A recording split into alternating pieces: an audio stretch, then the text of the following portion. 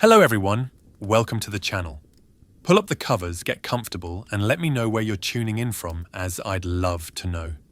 This first segment will give you an insight into how it'd be to live as a high-ranking samurai, and afterwards we'll dive into the deeper struggles and horrors of Edo, Japan. The first light of dawn breaks over the mountains of Kai province in the year 1570, where Takeda Nobukado, a high-ranking samurai in service to the great warlord Takeda Shingen, begins to stir. The sliding door to his sleeping chamber opens with barely a whisper. A servant trained from childhood to move with the silence of shadows enters carrying a basin of cold mountain water. Nobukado's eyes open immediately. Years of warfare have taught him to transition from sleep to full alertness in an instant. There is no grogginess, no slow awakening. In an era where night attacks are common and assassins can infiltrate even the most secure compounds, the luxury of a peaceful morning stretch could mean death. He rises from his futon, the tatami mats beneath releasing the faint scent of rice straw. The room is Spartan by modern standards, but reflects his status. A hanging scroll featuring calligraphy by a renowned Zen master adorns the tokonoma alcove, while his armor stand displays the family's distinctive red-lacquered armor, each plate catching the early morning light like drops of blood. The morning ritual begins with misogi, ritual purification. Nobukado strips to his fundoshi, the simple loincloth that serves as undergarment, and pours the icy water over his body. The shock of cold is intentional. It sharpens the mind, drives away the last vestiges of sleep, and serves as a daily reminder of the discomforts a warrior must endure. He recites a brief Shinto prayer, thanking the kami for another day of life, knowing full well it could be his last. His wife, Sayuri, has already been awake for an hour, overseeing the preparation of breakfast with the household staff. In the kitchen, the rhythmic sound of knife on wood mingles with the bubbling of miso soup. The meal is simple but nutritious. White rice, a luxury even for high-ranking samurai. Miso soup with mountain vegetables, grilled fish caught from the nearby river, pickled plums, and weak green tea. Each element serves a purpose. Rice for sustained energy, miso for warmth and minerals, fish for strength, pickled plums to aid digestion and prevent illness, tea to sharpen the mind. As Nobukado enters the main hall, his three sons, aged 15, 12, and 9, are already seated in perfect seiza position, backs straight, hands resting on their thighs. They have been awake since before dawn, completing their first martial training session of the day under the harsh tutelage of the family's arms master. The youngest bears a fresh bruise on his cheek from morning staff practice, wearing it with pride rather than shame. Pain is the teacher that never lies, Nobukado tells his youngest son, noting the bruise. What did you learn from it? To keep my guard higher when advancing, honored father, the boy responds without hesitation. Nobukado nods approvingly. This is the way of their world.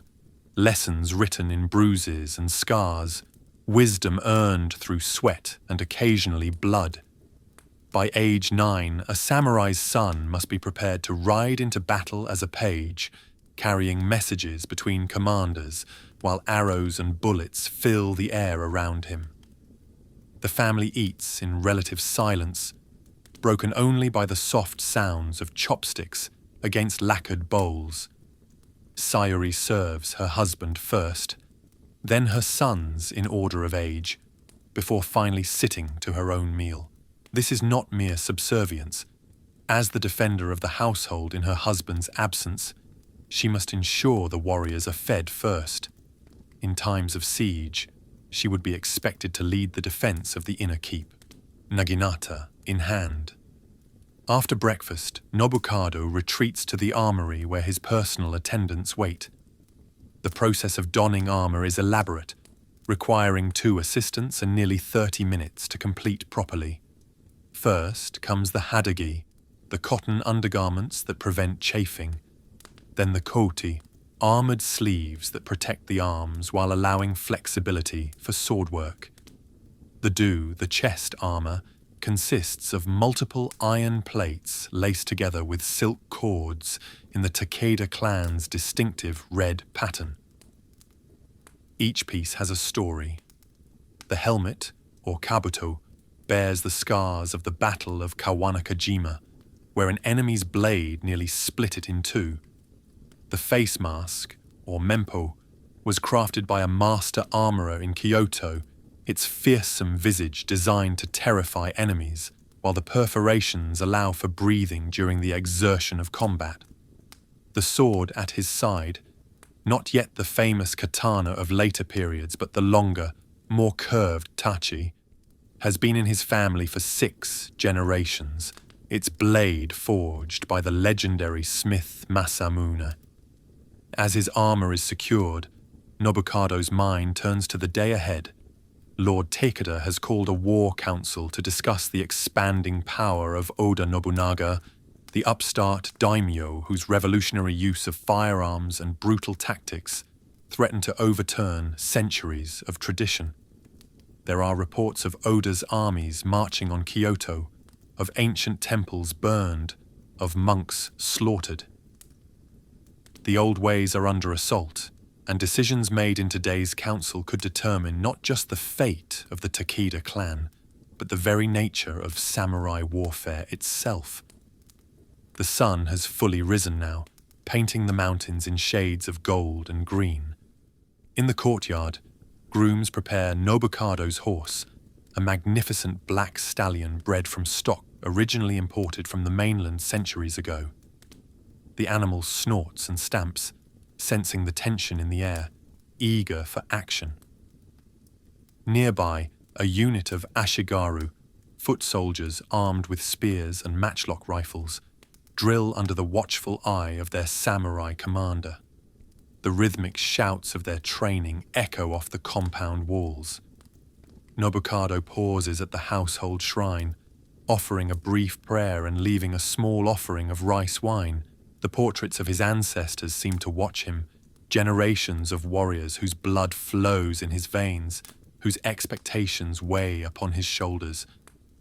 To fail them would be worse than death. It would be eternal shame, a stain upon the family name that no amount of time could wash clean. His oldest son, Nobutaka, approaches leading his own horse.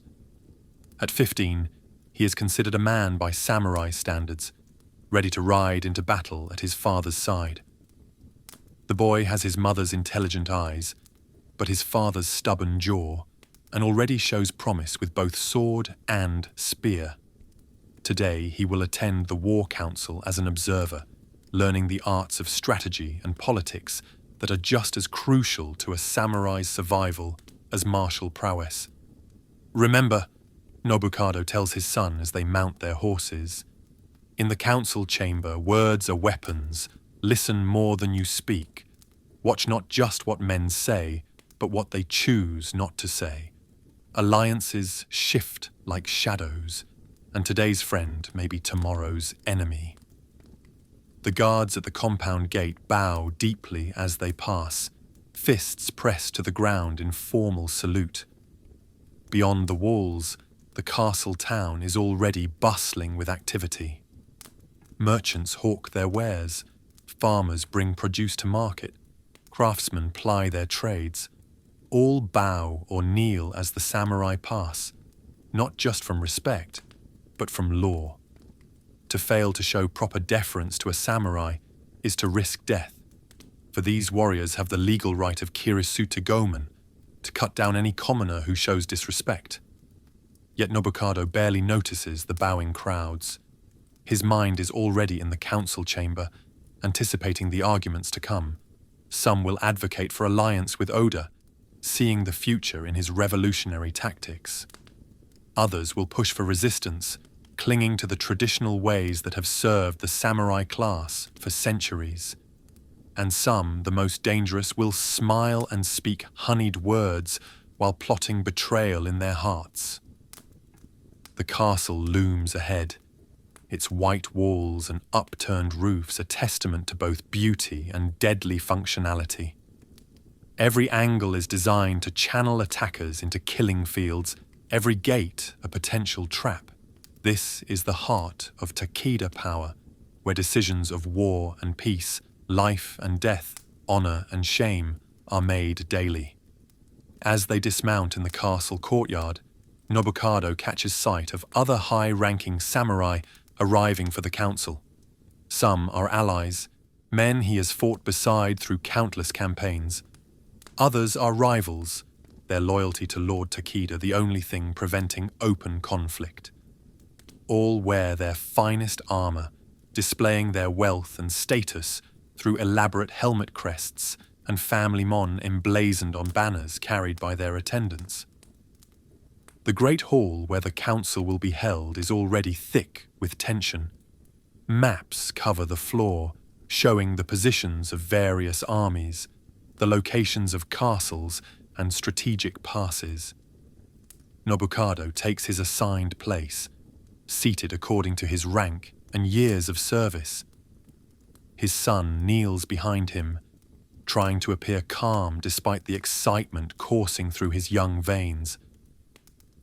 Lord Takeda Shingen enters, and every man in the room drops to his knees, foreheads touching the floor. Even among these hardened warriors, men who have faced death 100 times, the presence of the Tiger of Kai commands absolute respect. Shingen is not just their lord. He is the living embodiment of samurai ideals, a master strategist who has never lost a battle, a leader who inspires men to fight beyond their limits. "Rise," Shingen commands, his voice carrying the authority of 20 years of victorious campaigns. "We have much to discuss, and time grows short. The world is changing, and we must decide whether to change with it or stand firm in our traditions." And so begins another day in the life of a samurai, a day that will be filled with political maneuvering as dangerous as any battlefield, decisions that will echo through generations, and the constant balance between honor and pragmatism that defines the warrior's path.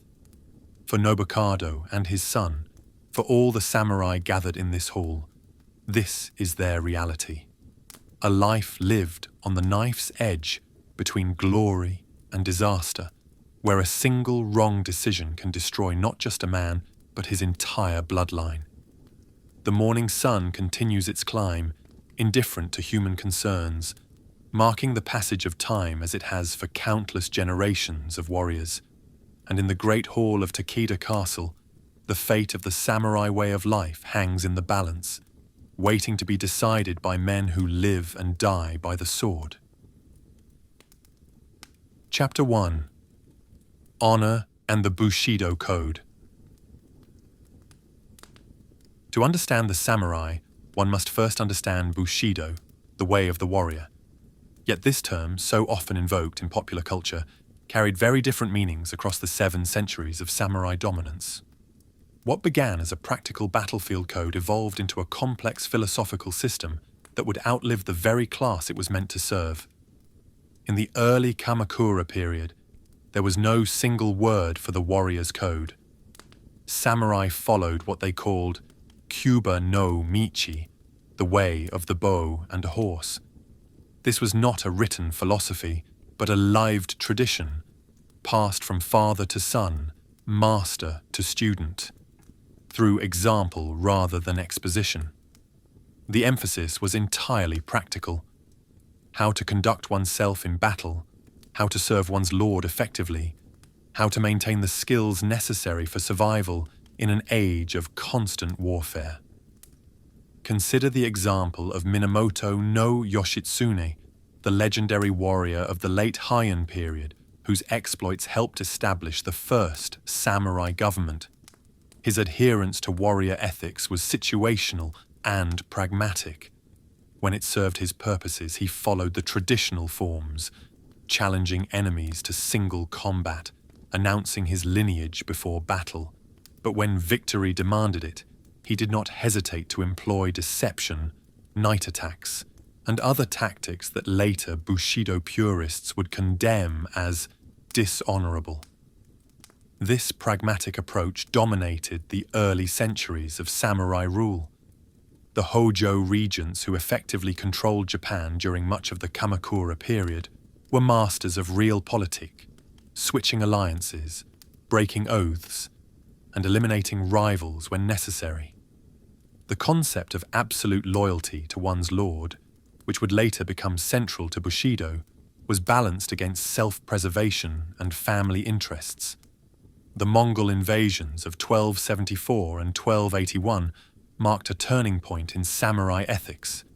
Faced with an enemy that did not follow Japanese conventions of warfare, the Mongols used massed archery, explosive weapons, and coordinated group tactics rather than individual combat. Many samurai began to question traditional approaches. The successful defense of Japan, attributed to both samurai valor and the divine winds, kamikaze, that destroyed the Mongol fleets, reinforced the belief that Japanese warriors possessed a unique spiritual quality that set them apart from other peoples. During the Muromachi period, as Zen Buddhism gained influence among the warrior class, the samurai code began to incorporate more philosophical elements. The concept of mu, or nothingness, became central to warrior training. A samurai was taught to empty his mind of fear, desire, and even the will to survive. Only by achieving this state of no mind could a warrior react with perfect spontaneity in combat, his trained responses flowing without conscious thought. The great swordsman Miyamoto Musashi, writing in the early 17th century, exemplified this fusion of practical skill and philosophical depth. His Book of Five Rings presents swordsmanship as a path to enlightenment, where mastery of technique leads to mastery of the self. Yet Musashi was also brutally practical. He advocated using any means necessary to achieve victory, including psychological warfare and environmental advantages. The transformation of Bushido from a practical warrior code to an elaborate ethical system accelerated during the Edo period's long peace. With no wars to fight, samurai needed new ways to justify their privileged position in society. Confucian scholars like Yamaga Soko began to systematize samurai ethics, creating the 7 virtues that modern audiences associate with Bushido: ji, rectitude or justice. This represented the power of moral decision-making, the ability to choose the right course without wavering. A samurai was expected to be a moral exemplar, his every action guided by a clear sense of right and wrong. Yet historical records show how flexibly this principle was applied. The same samurai who would die rather than break his word to his lord might think nothing of deceiving an enemy or exploiting legal loopholes to increase his domain's power. Courage. More than mere bravery in battle, true courage meant doing what was right regardless of consequences. The Hagakure, an 18th century treatise on samurai philosophy, states that the way of the samurai is found in death. This did not mean seeking death foolishly, but rather living each day as if it were the last, freed from the fear of mortality that paralyzes lesser men. Jin, benevolence or compassion. A warrior's power, the code taught, must be balanced by mercy. The strong had an obligation to protect the weak, yet this principle often conflicted with political reality. During the Sengoku period, successful daimyo like Oda Nobunaga gained power through calculated brutality, massacring entire populations to terrorize others into submission. Rei, respect or courtesy. Proper behavior and etiquette were not mere formalities, but expressions of moral character. The elaborate rituals of samurai life, from the angle of a bow to the proper way to handle a sword, reinforced social hierarchy while providing a framework for interaction that minimized conflict. Even enemies were expected to treat each other with courtesy, at least in formal settings. Makoto, honesty. Speaking truth and matching words with actions were fundamental to samurai honor. The concept of bushi no ichigon, the word of a samurai, carried legal weight. A samurai's verbal promise was considered as binding as any written contract. Breaking one's word was grounds not just for social disgrace, but often for ordered suicide. Meiyo, honor. This encompassed both personal honor and family reputation. A samurai carried the weight of his ancestors' achievements and the responsibility for his descendants' future status. Honor could be lost in an instant through cowardice, failure, or scandal, but took generations to fully restore. Chu, loyalty. The most celebrated and problematic of samurai virtues, loyalty to one's lord was supposed to supersede all other obligations, including family. The famous story of the 47 Ronin, who spent years plotting to avenge their lord's forced suicide, became the ultimate expression of this ideal. Yet for every tale of absolute loyalty, historical records reveal countless examples of betrayal, side-switching, and pragmatic self-interest. The gap between Bushido ideals and samurai reality was particularly evident in the practice of Gekkokujo, the low overthrowing the high. Throughout the Sengoku period, ambitious samurai routinely betrayed and overthrew their lords, justifying their actions through various philosophical gymnastics. Akechi Mitsuhide's assassination of Oda Nobunaga at Honnoji Temple in 1582 shocked contemporaries not because betrayal was unknown, but because Mitsuhide had been such a trusted general. The codification of Bushido during the Edo period served political purposes beyond mere moral instruction. By emphasizing absolute loyalty and self-sacrifice, the Tokugawa shogunate sought to prevent the kind of upheavals that had characterized earlier periods. Samurai were encouraged to see themselves as moral exemplars whose purpose was to serve as administrators and scholars rather than warriors. This transformation created its own contradictions. Samurai were told to maintain martial readiness for wars that never came, to cultivate a willingness to die in an era that punished actual violence. The result was often a kind of performative masculinity, where samurai competed to demonstrate their adherence to Bushido through increasingly extreme displays of loyalty and self-denial. The practice of junshi, following one's lord in death through suicide, exemplifies these contradictions. When important daimyo died, it became customary for close retainers to commit suicide to demonstrate their loyalty. This practice became so common that the Tokugawa government eventually banned it, recognizing that it was depriving domains of experienced administrators for no practical purpose. Modern Japanese society still grapples with the legacy of Bushido. Corporate culture often invokes samurai loyalty to encourage employee dedication, while the concept of karoshi, death from overwork, represents a dark evolution of samurai self-sacrifice.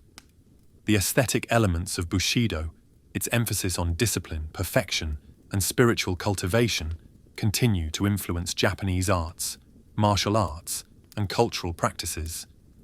Yet perhaps the most important lesson of Bushido is its flexibility. Far from being a rigid, unchanging code, it evolved continuously to meet the needs of different eras. The pragmatic battlefield ethics of the Kamakura period, the Zen-influenced philosophy of the Muromachi era, and the Confucian systematization of the Edo period Each represented adaptations to changing circumstances. This ability to maintain core identity while adapting to new realities may be the true genius of samurai culture, and its most relevant lesson for our own rapidly changing world. The story of Bushido reminds us that honor codes and ethical systems are not abstract ideals, but living traditions that must balance aspiration with reality, maintaining enough flexibility to survive while providing sufficient structure to guide behavior. In this sense, the Way of the Warrior continues to offer insights not just into Japanese history, but into the eternal human struggle to live with dignity and purpose in an imperfect world. Chapter 2: Military Training and Weapons. The making of a samurai warrior began not on the battlefield but in childhood, through a systematic program of physical, mental, and spiritual training that would seem extreme by any modern standard. From the moment a samurai boy could walk steadily, his life became a preparation for war. His daily routine structured around the acquisition of skills that might one day mean the difference between victory and death, honor and disgrace.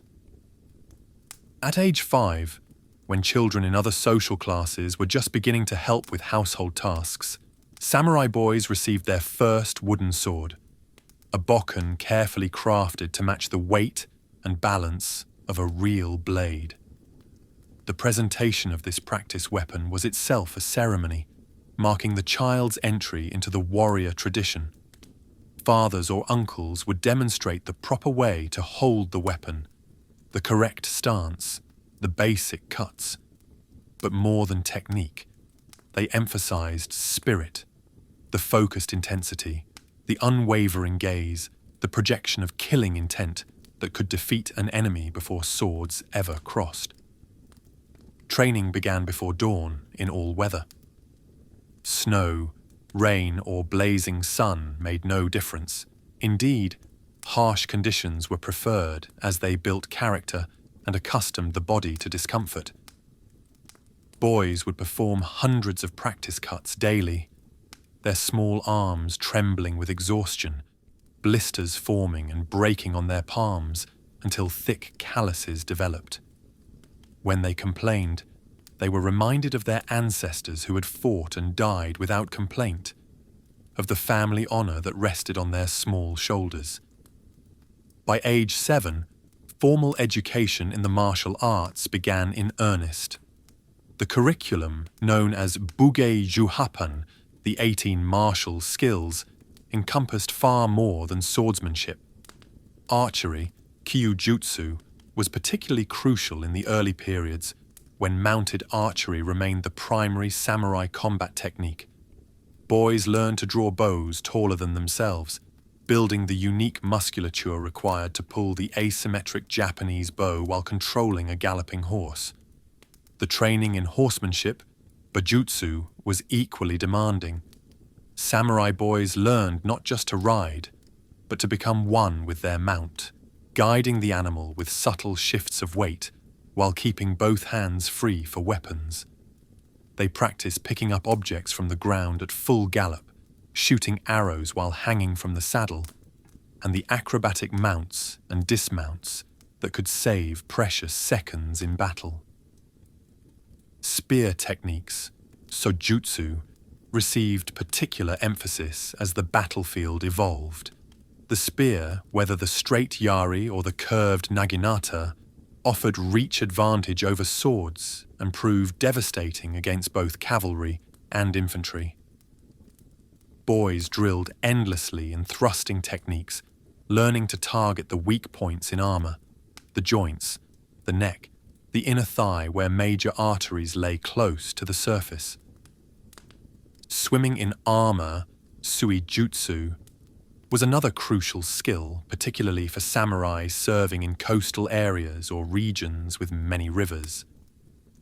Boys learned to swim using only their legs while keeping their weapons dry, to cross currents while weighed down by 30 pounds of armor, to fight in water where footing was treacherous and normal techniques had to be modified.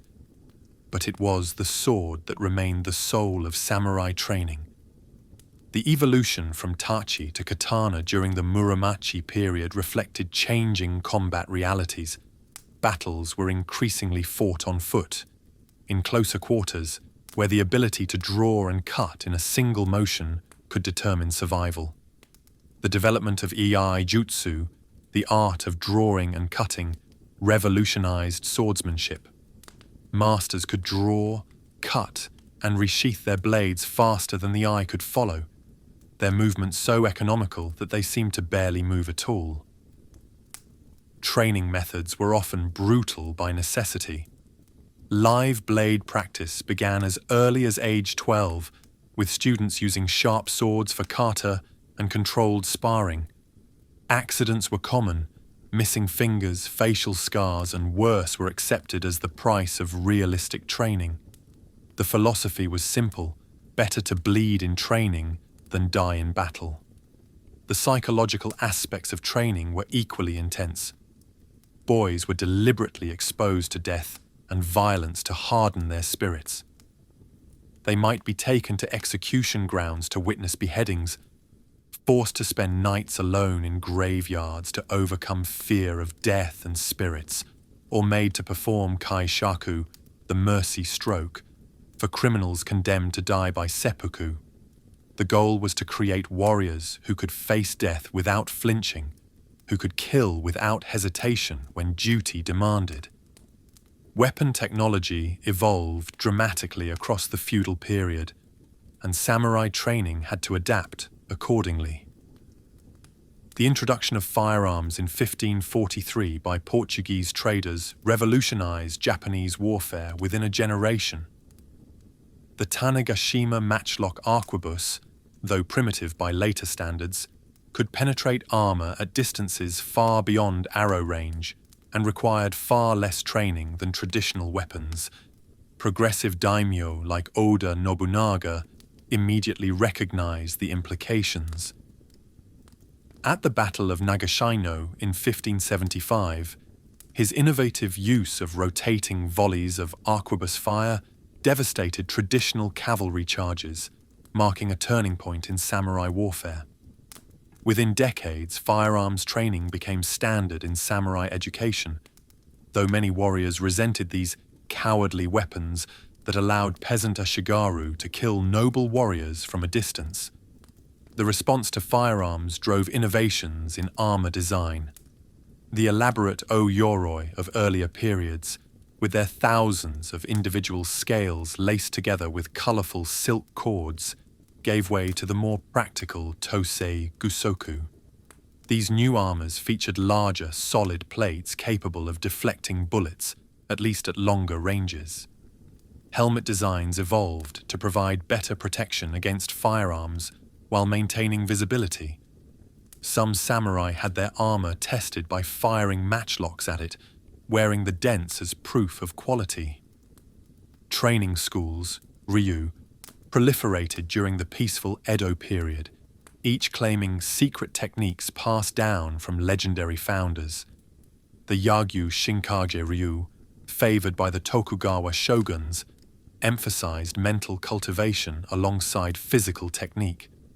Students spent years perfecting basic movements before learning advanced techniques, understanding that true mastery came not from accumulating techniques, but from perfecting fundamental principles.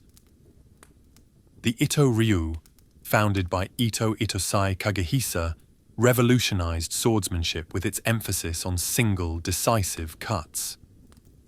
Rather than complex combinations, students learned to put everything into one perfect strike. This philosophy extended beyond technique to encompass a way of living, fully committing to each moment, each action, without reservation or regret.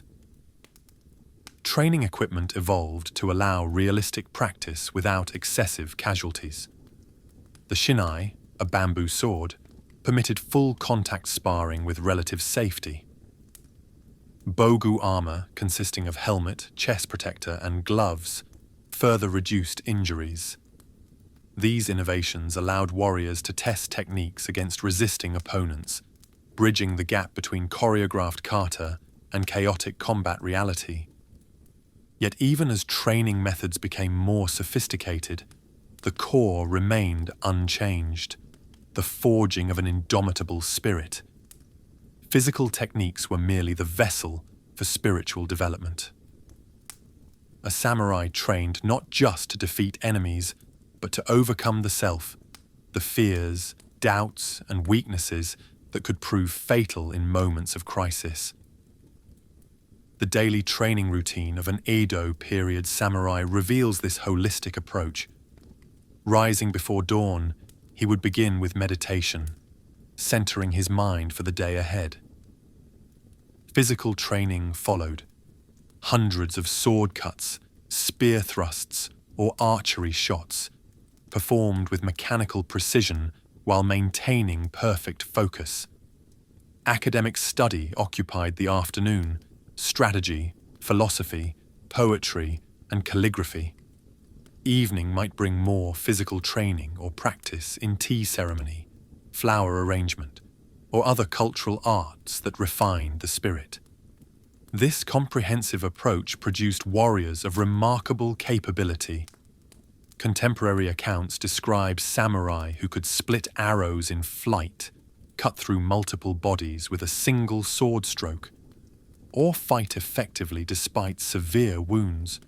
While some accounts were undoubtedly exaggerated, the underlying truth remains. Samurai training created warriors of exceptional skill and unbreakable will. The legacy of this training continues in modern martial arts. Kendo preserves the techniques and spirit of swordsmanship. Kyudo maintains the meditative precision of archery, and various Koryu, old schools, keep alive the comprehensive warrior traditions. But perhaps more importantly, the samurai approach to training, the emphasis on perfection through repetition, the integration of physical and spiritual development, the acceptance of hardship as a path to growth continues to influence Japanese culture and increasingly global approaches to excellence in all fields.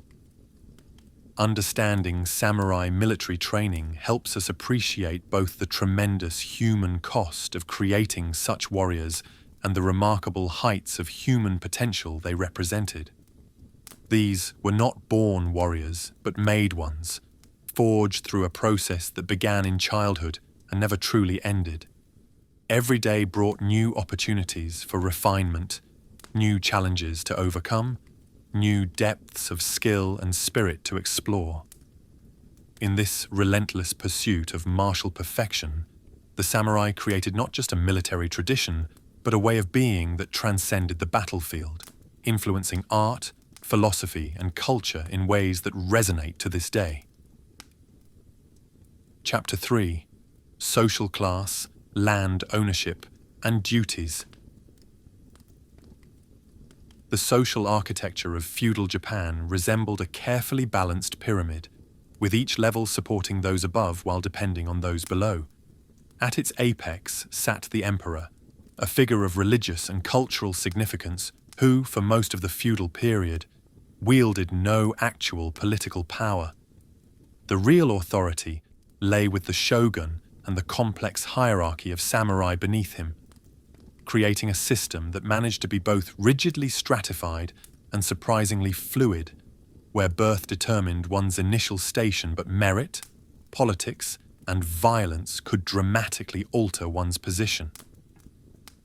The formal class system, codified during the Edo period as Shinokosho, samurai farmer artisan merchant, represented an idealized vision of society that never quite matched reality.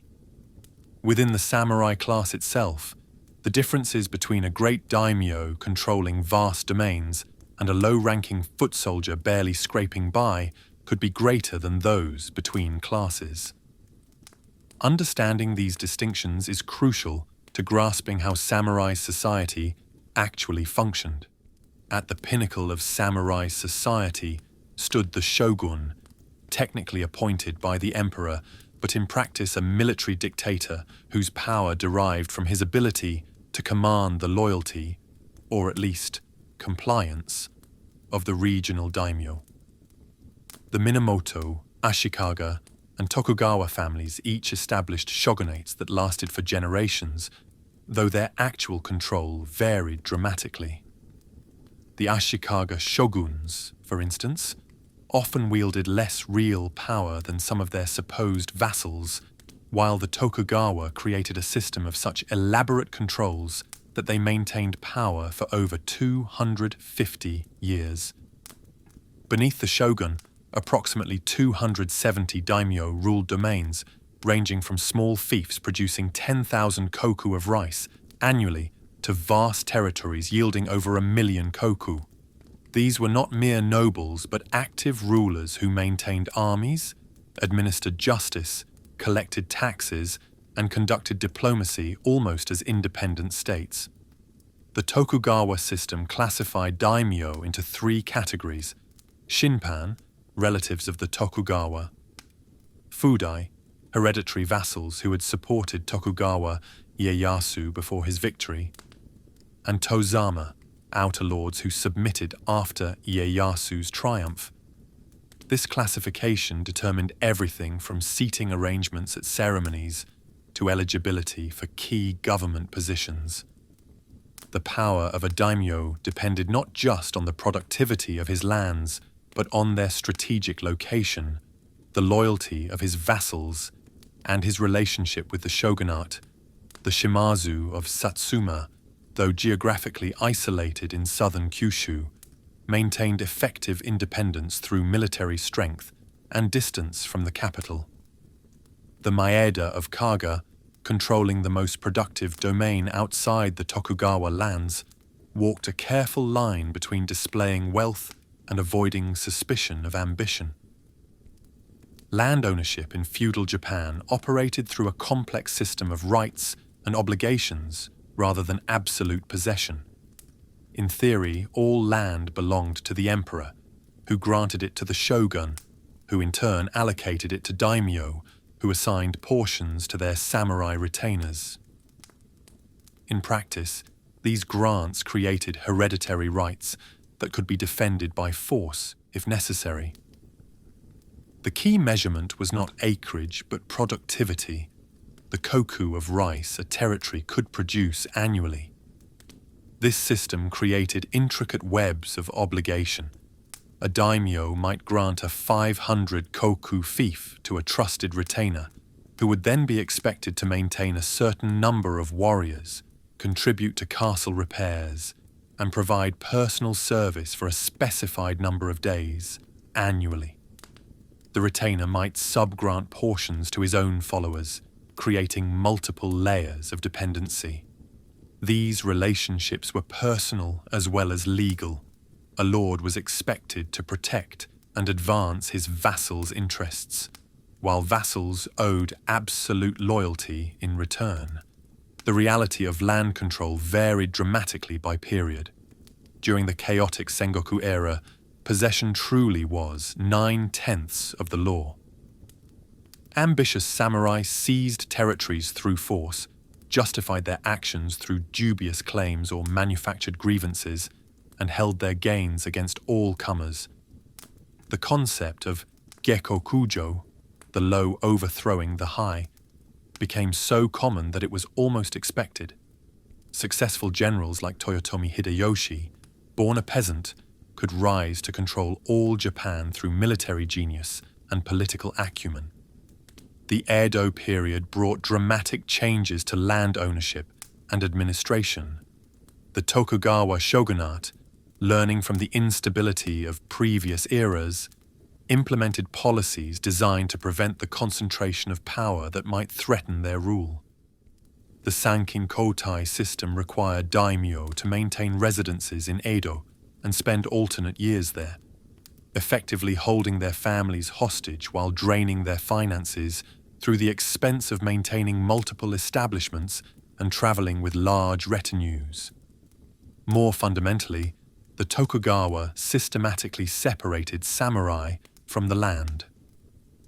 where warriors had once lived on their estates, directly supervising agricultural production and maintaining close ties with the peasantry, they were now required to live in castle towns.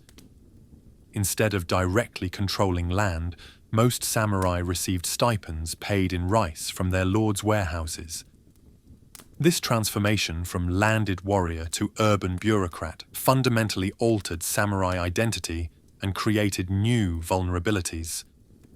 The duties of samurai varied enormously based on rank and period. During wartime, military service was paramount. A daimyo was expected to lead his forces personally, making strategic decisions that could preserve or destroy his domain. High-ranking samurai served as generals, leading units of varying size and specialization. Middle-ranking warriors might command smaller units or serve as specialists, masters of artillery, engineers skilled in siege warfare, or logistics experts ensuring armies remained supplied. Even low-ranking samurai had specific military obligations. They were required to maintain weapons and armor in combat-ready condition, train regularly, and respond immediately to mobilization orders. The specific requirements were often spelled out in detail. A 200 koku samurai might be obligated to provide himself, 1 mounted follower, 2 foot soldiers, and 1 servant, all properly equipped. Peacetime brought different but no less demanding duties. High-ranking samurai served as administrators, overseeing everything from tax collection to public works projects. They acted as judges, applying a complex mixture of legal codes, precedent, and Confucian principles to resolve disputes. They managed castle towns, regulated commerce, and supervised the domain's interaction with merchants and artisans. The bureaucratization of samurai duties during the Edo period was remarkable. Warriors who once lived for battle found themselves spending their days copying documents, auditing accounts, and attending endless ceremonies. The Tokugawa bureaucracy employed thousands of samurai in roles ranging from inspectors who ensured daimyo compliance with regulations to censors who monitored publications for subversive content. Education became a crucial samurai duty, both receiving and providing it. Domaini schools, hanko, educated samurai youth in both martial and literary arts. By the late Edo period, over 200 such schools operated across Japan, creating a remarkably literate warrior class. Samurai were expected not just to study, but to embody Confucian virtues, serving as moral exemplars for lower classes. The gap between samurai ideals and economic reality created constant tensions. While merchants were theoretically the lowest class, their control of commerce and credit made them increasingly powerful. Many samurai fell deeply into debt to merchant moneylenders, creating the humiliating spectacle of warriors bowing to those they supposedly outranked.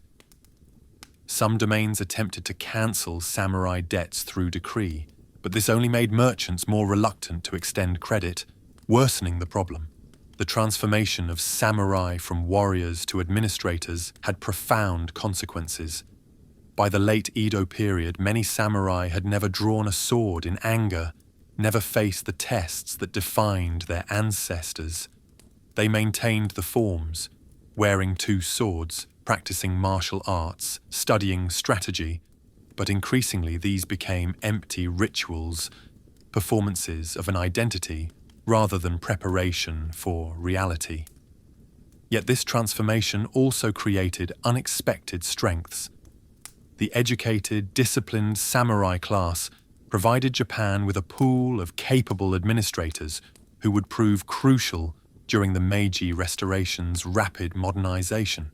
Their emphasis on education, self-improvement, and service to a greater cause adapted remarkably well to the needs of a modernizing nation, even as the class itself was abolished. The social position of samurai women deserves particular attention. While excluded from formal political power, they wielded considerable influence within households and during times of crisis. Samurai wives managed complex households, oversaw finances, and educated children. They were expected to embody samurai virtues in feminine form, displaying courage through endurance rather than combat, loyalty through supporting their husband's ambitions, and honor through maintaining family reputation. In times of siege, samurai women often took active military roles.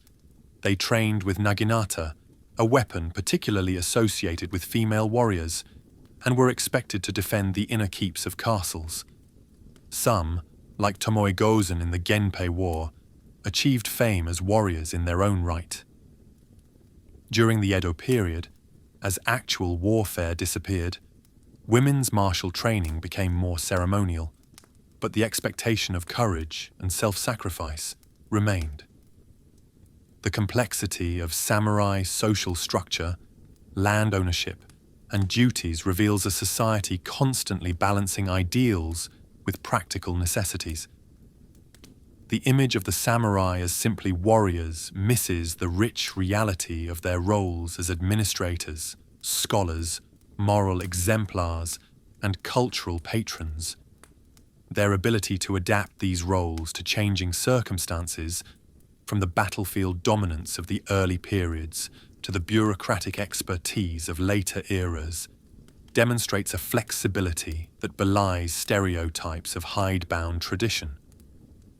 Understanding this complexity helps explain both the longevity of samurai dominance and the tensions that ultimately led to their dissolution. A system that had evolved to manage a warrior society struggled to accommodate the realities of extended peace and economic change. Yet the values instilled by centuries of samurai culture, discipline, education, service, and adaptability provided crucial resources for Japan's remarkable transformation from feudal society to modern nation. In this sense, the samurai's greatest achievement may have been creating a culture capable of transcending the very class that created it. Chapter 4: Political Struggles with Daimyos and Shoguns. The political landscape of feudal Japan resembled nothing so much as a vast chess game played simultaneously on multiple boards, where alliances shifted like shadows. Today's trusted ally might be tomorrow's bitter enemy, and a single miscalculation could result in the destruction of families that had endured for centuries.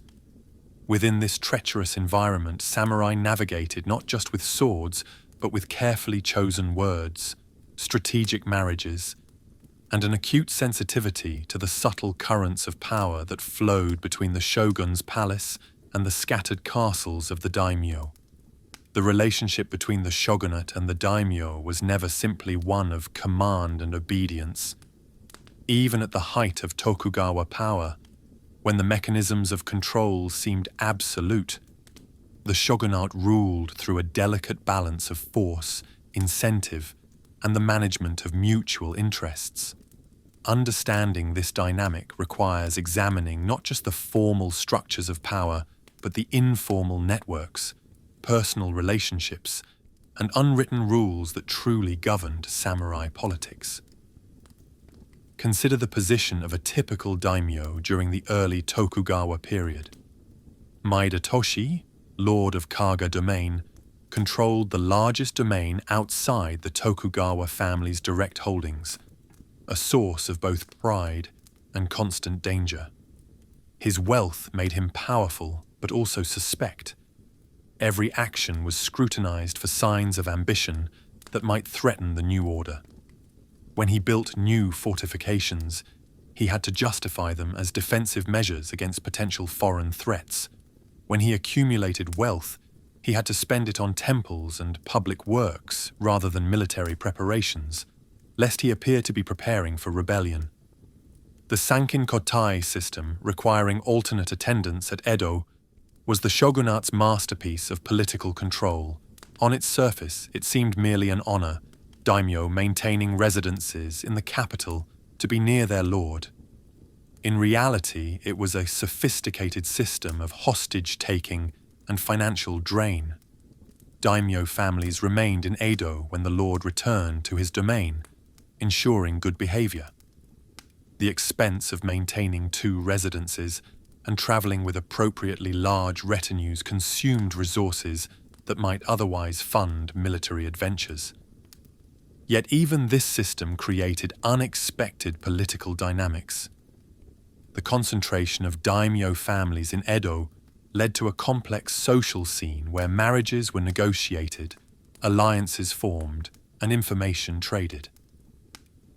The women's quarters of daimyo residences became centers of political intelligence, where wives and concubines gathered information that could prove as valuable as any military intelligence. Children grew up together, forming friendships that could later blossom into political alliances or rivalries that would last generations. The classification of daimyo into shinpan, fudai, and tozama created a formal hierarchy that shaped every political interaction. The shinpan, as Tokugawa relatives, enjoyed prestige but were often excluded from real power to prevent them from threatening the main line. The fudai, hereditary vassals, monopolized key administrative positions but were generally less wealthy than the tozama. The tozama, outer lords who had submitted after Tokugawa victory, controlled vast resources but were systematically excluded from central government, creating resentments that would simmer for centuries. This system created fascinating political dynamics. A tozama daimyo like Shimazu of Satsuma might control resources dwarfing those of fudai lords who outranked him in the government. This disparity required careful navigation.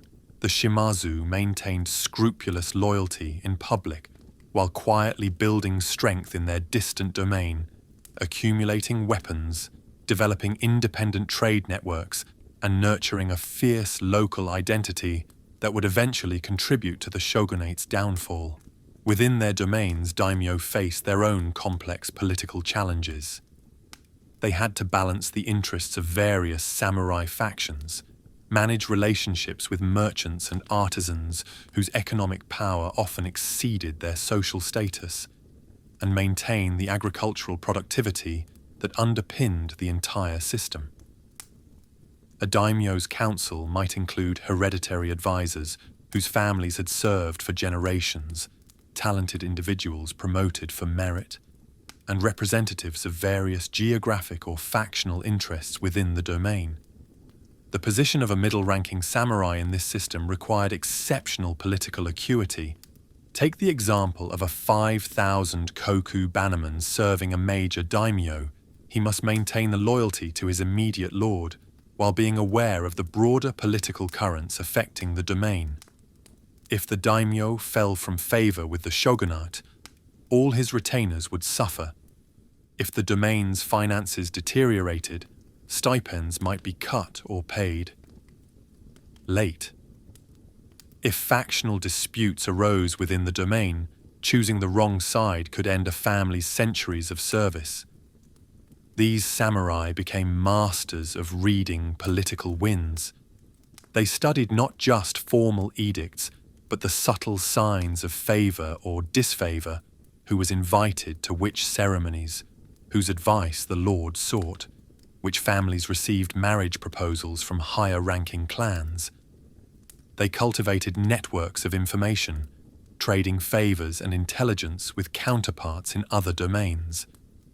A well-connected samurai might know of policy changes before they were officially announced, allowing him to position himself advantageously.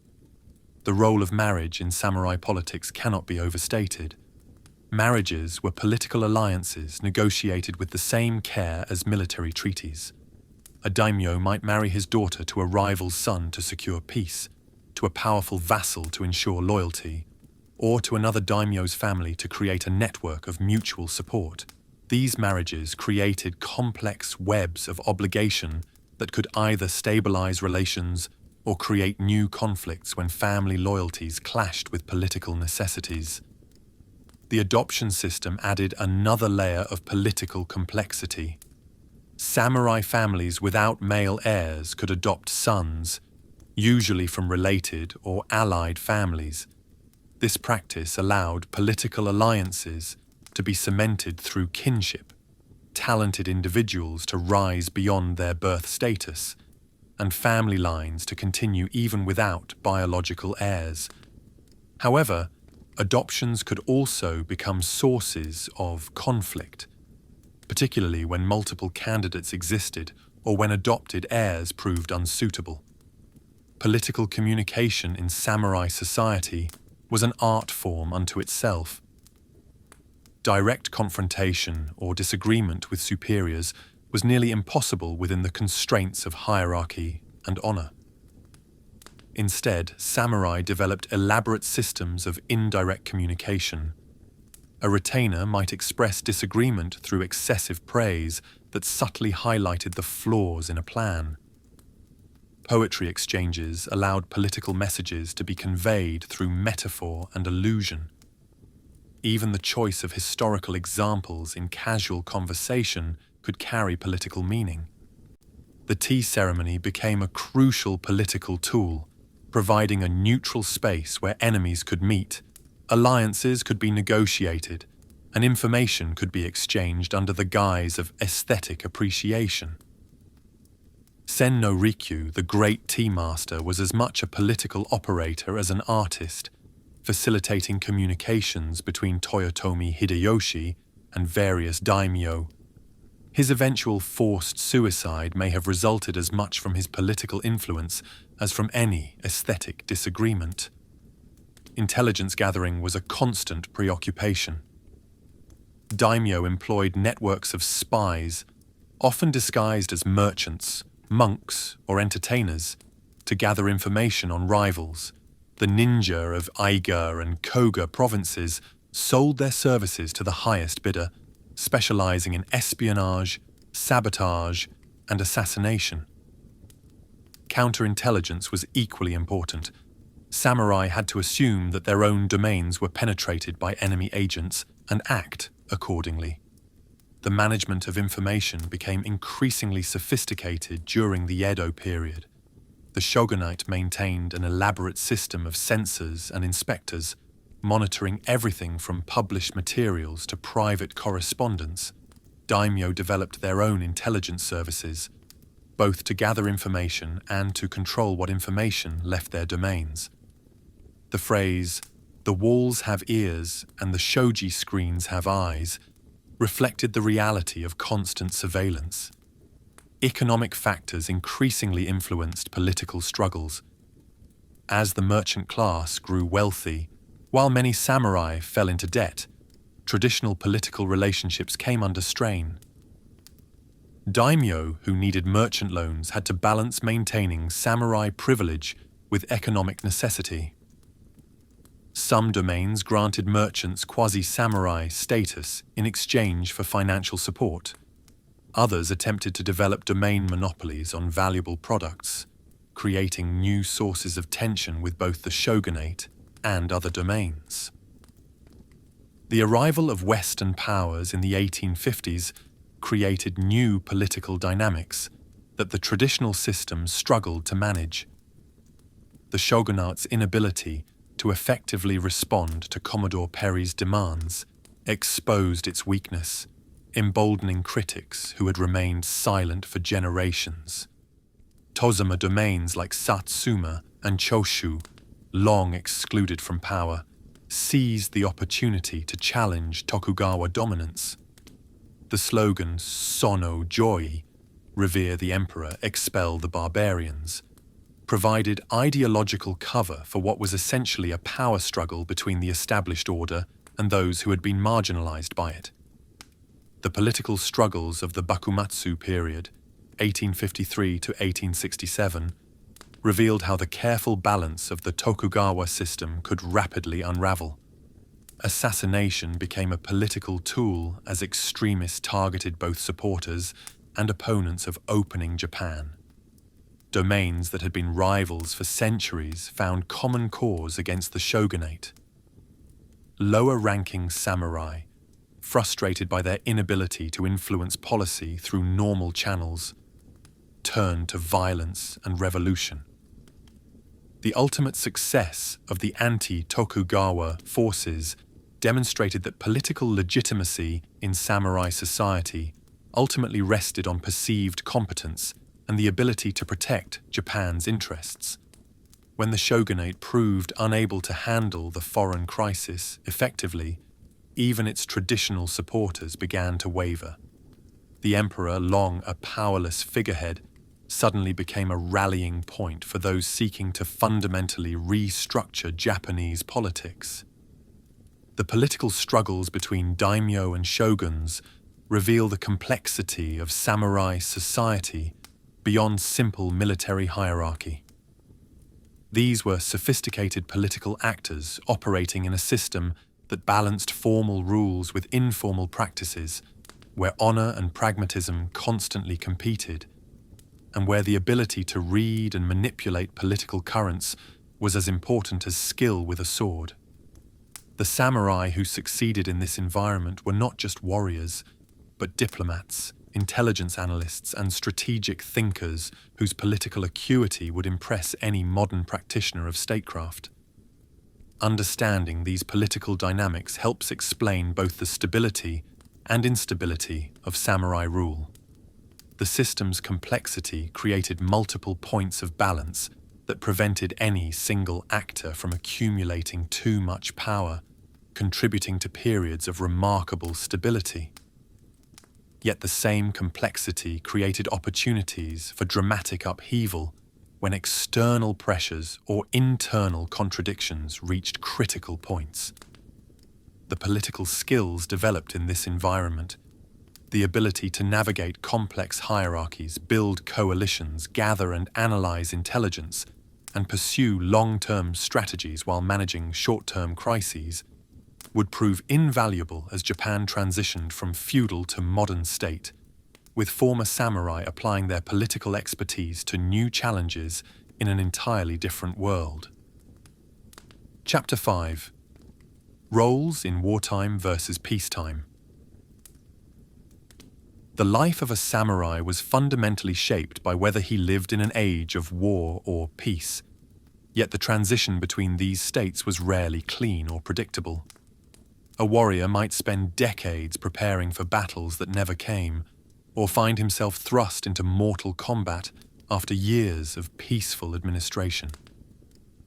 This duality, the constant preparation for war during peace and the yearning for peace during war, created unique psychological and social dynamics that defined samurai culture across the centuries.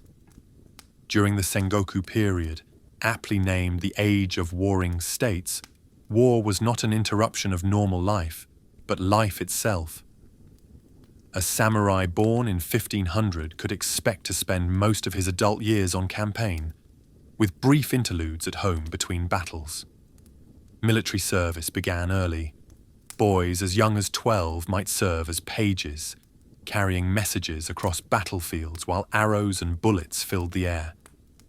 By 15, they were expected to fight as full warriors, their coming-of-age ceremonies often coinciding with their first tastes of combat. The rhythm of warfare shaped every aspect of life. Spring meant preparing for summer campaigns, repairing armor, stockpiling provisions, gathering intelligence on enemy movements. Summer and early autumn were the fighting seasons, when roads were passable and armies could live partially off the land. Warriors might spend months away from home, sleeping in rough camps, enduring heat, rain, and the constant threat of enemy attack. Winter brought a return to home castles, time to rest, repair equipment, and plan for the next year's campaigns. Consider the experience of a middle-ranking samurai during a typical Sengoku campaign. Dawn would bring the sound of war drums and conch shells signaling the army's awakening. After a meal of rice balls and dried fish, units would form up according to their positions in the order of march. Mounted samurai rode with their immediate retainers, while ashigaru foot soldiers marched in disciplined formations, their spears creating a forest of deadly points. The march itself was an exercise in organized chaos, thousands of men moving along roads that were often little more than muddy tracks, supply trains struggling to keep pace, scouts ranging ahead to prevent ambush. Discipline was paramount. Stragglers might be cut down by enemy scouts or their own officers. At river crossings, engineers would construct temporary bridges or organize ford operations, all while remaining alert for enemy attack at these vulnerable moments.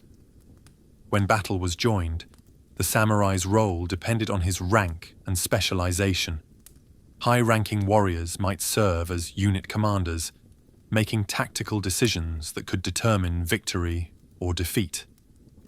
They had to read the battlefield, recognize opportunities and threats, and communicate orders through a combination of flags, drums, and mounted messengers. The ability to maintain calm while making life or death decisions under extreme stress separated great commanders from mere warriors. Individual combat, while celebrated in literature, was becoming less common as warfare evolved.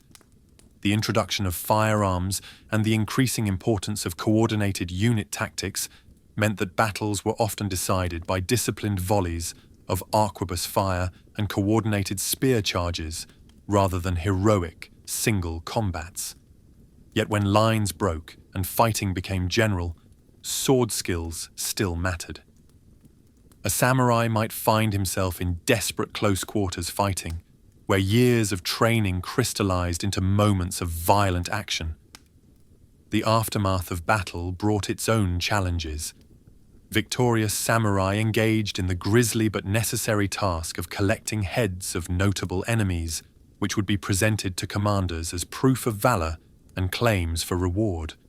The wounded required care, though medical knowledge was primitive.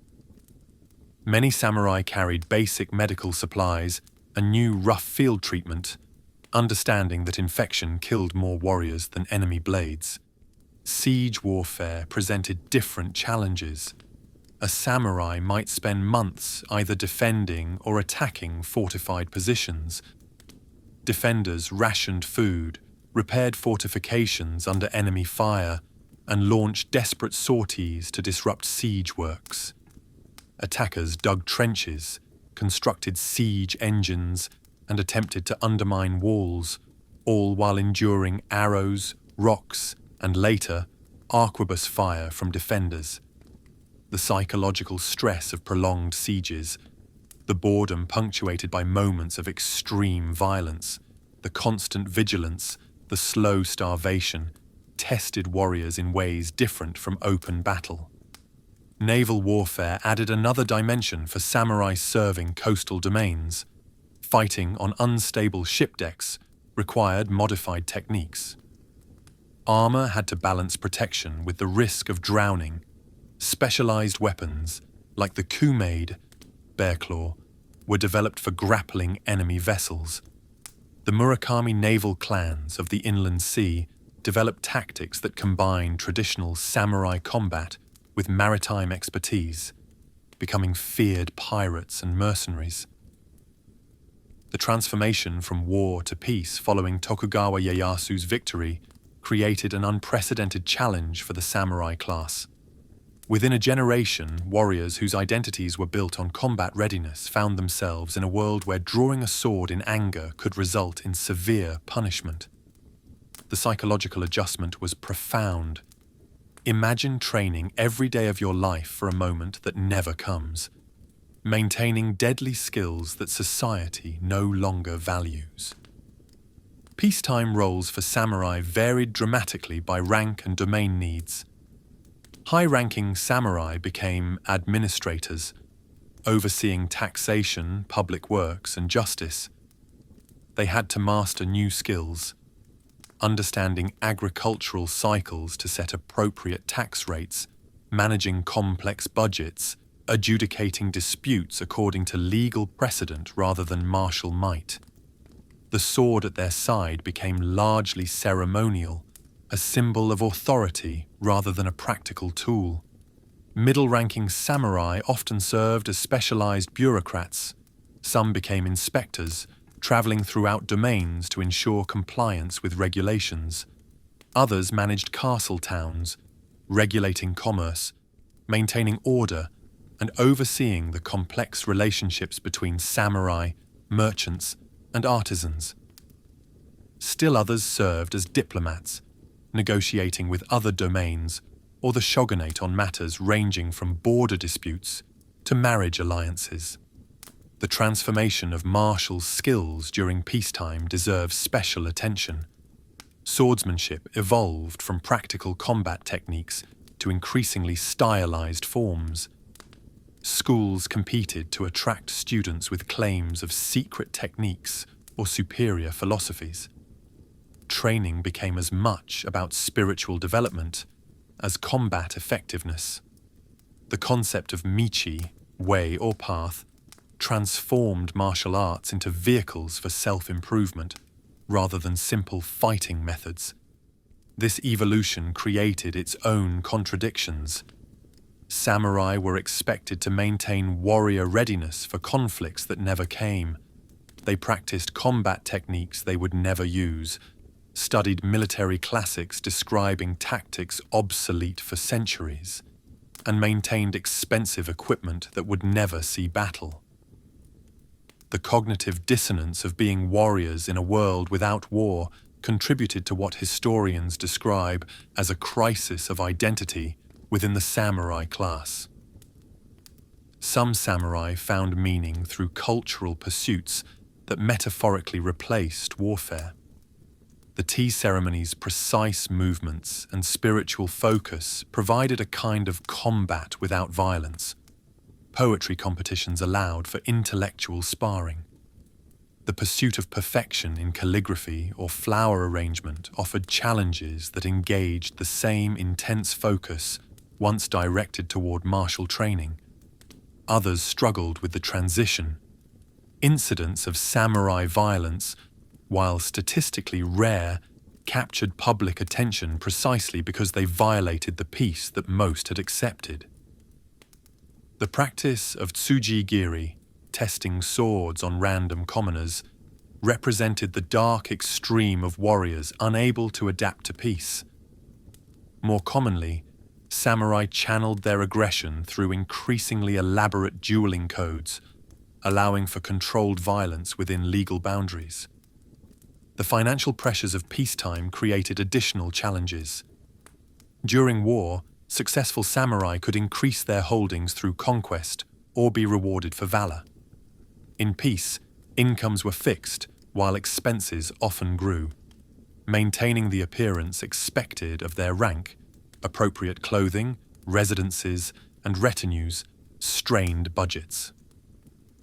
Many samurai took on additional work, teaching martial arts to merchant children or engaging in handicrafts, though such activities technically violated class restrictions. Education became a primary peacetime responsibility. Domain schools required samurai to serve as instructors, passing on both martial and literary knowledge. The curriculum balanced practical administration with moral philosophy, creating administrators who could quote Confucian classics while calculating tax revenues. This educational role gave many samurai a sense of purpose, seeing themselves as guardians of culture and morality rather than simple warriors. The contrast between wartime and peacetime roles reveals the remarkable adaptability of the samurai class. The same men who could lead cavalry charges and storm castle walls could also spend decades managing irrigation projects or copying classical texts. This flexibility was not without cost. The psychological strain of maintaining warrior identity without war, the financial pressure of fixed incomes in changing economies, the social tension of ruling through hereditary privilege rather than proven competence. Yet this adaptability also represented the samurai's greatest strength. By successfully transitioning from warriors to administrators, from battlefield leaders to cultural guardians, they maintained relevance across centuries of dramatic change. The skills developed for war, discipline, hierarchy, strategic thinking, attention to detail, proved remarkably applicable to peaceful governance. The emphasis on self-cultivation that began as preparation for combat evolved into a broader philosophy of continuous improvement that would influence Japanese culture far beyond the samurai class. Understanding the different roles of samurai in war and peace helps us appreciate the full complexity of their historical experience. These were not simple warriors frustrated by peace or bureaucrats playing at war, but complex individuals navigating fundamental changes in their society's needs.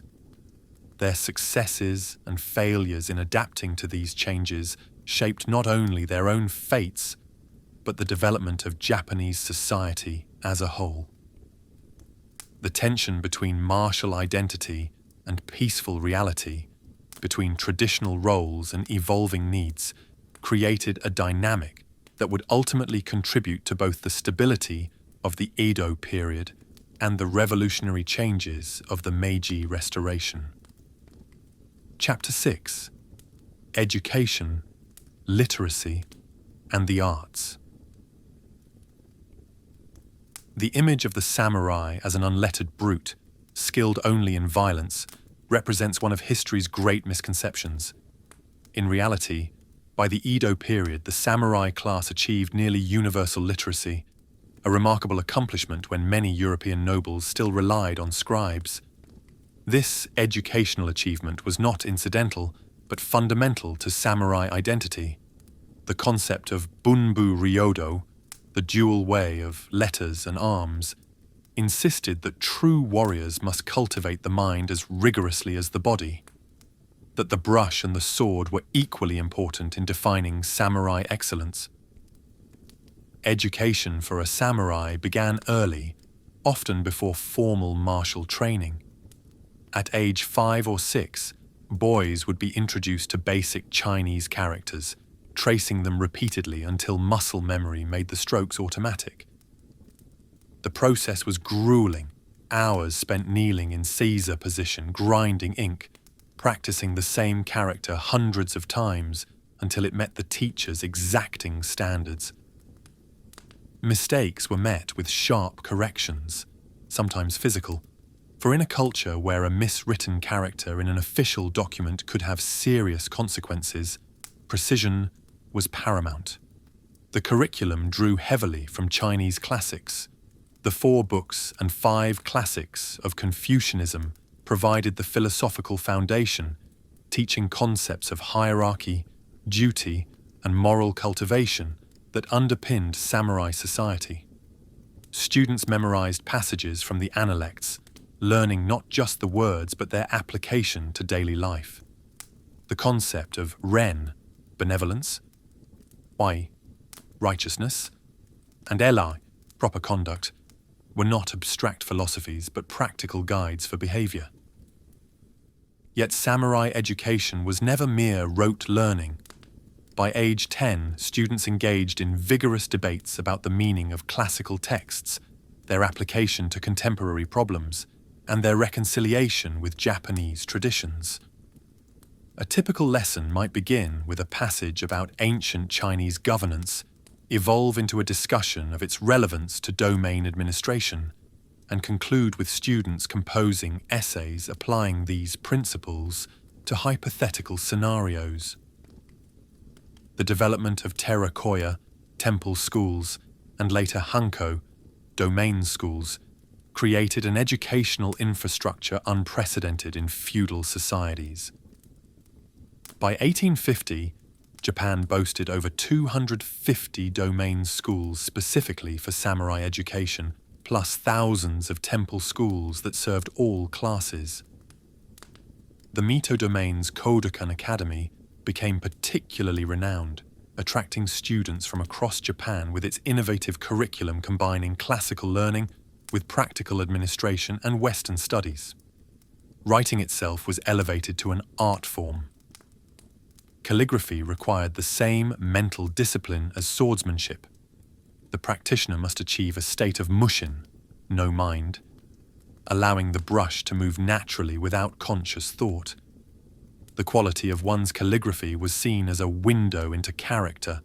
Hesitant strokes suggested weakness, overly bold ones, arrogance, while balanced, flowing characters indicated a harmonious spirit. The tools of writing carried ceremonial importance equal to weapons. A samurai's writing box containing inkstone, water dropper, brushes, and ink stick might be an heirloom passed through generations. The ritual of preparing ink, slowly grinding the ink stick against the stone while contemplating the task ahead, served as meditation, centering the mind before important correspondence or creative work. Poetry occupied a special place in samurai education. The ability to compose appropriate verses for various occasions was not optional, but essential. Military commanders were expected to compose death poems before battle, capturing their resolve in 17 syllables. Victory celebrations required different verses, showing magnanimity rather than bloodthirstiness. Even routine correspondence often included poetic elements, demonstrating cultural refinement. The evolution from classical waka to renga, linked verse, and eventually haiku reflected changing samurai aesthetics. Waka's elaborate 31 syllables gave way to haiku's compressed 17, mirroring the martial preference for economy of motion. Matsuo Basho, though not samurai himself, captured warrior aesthetics in verses that found profound meaning in simple observations. His famous Old Pond haiku exemplified the Zen influence on samurai culture, enlightenment found in a moment of perfect clarity. Beyond poetry, samurai engaged with various literary forms, war tales, gunki monogatari. Like the tale of the heiki, served dual purposes, entertainment and moral instruction. Young samurai studied these accounts not just for tactical insights, but for examples of proper behavior in extreme circumstances. The stories of the Minamoto and Taira clans provided case studies in loyalty, betrayal, courage, and the Buddhist concept of impermanence that pervaded warrior culture. Many samurai became accomplished authors themselves.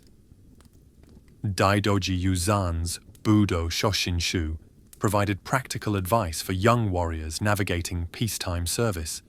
Yamamoto Tsunetomo's Hagakure, though extreme in its views, offered insights into the psychology of warriors struggling to maintain identity without war.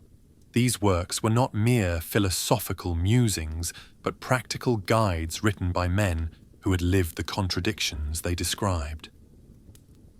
The visual arts commanded equal respect.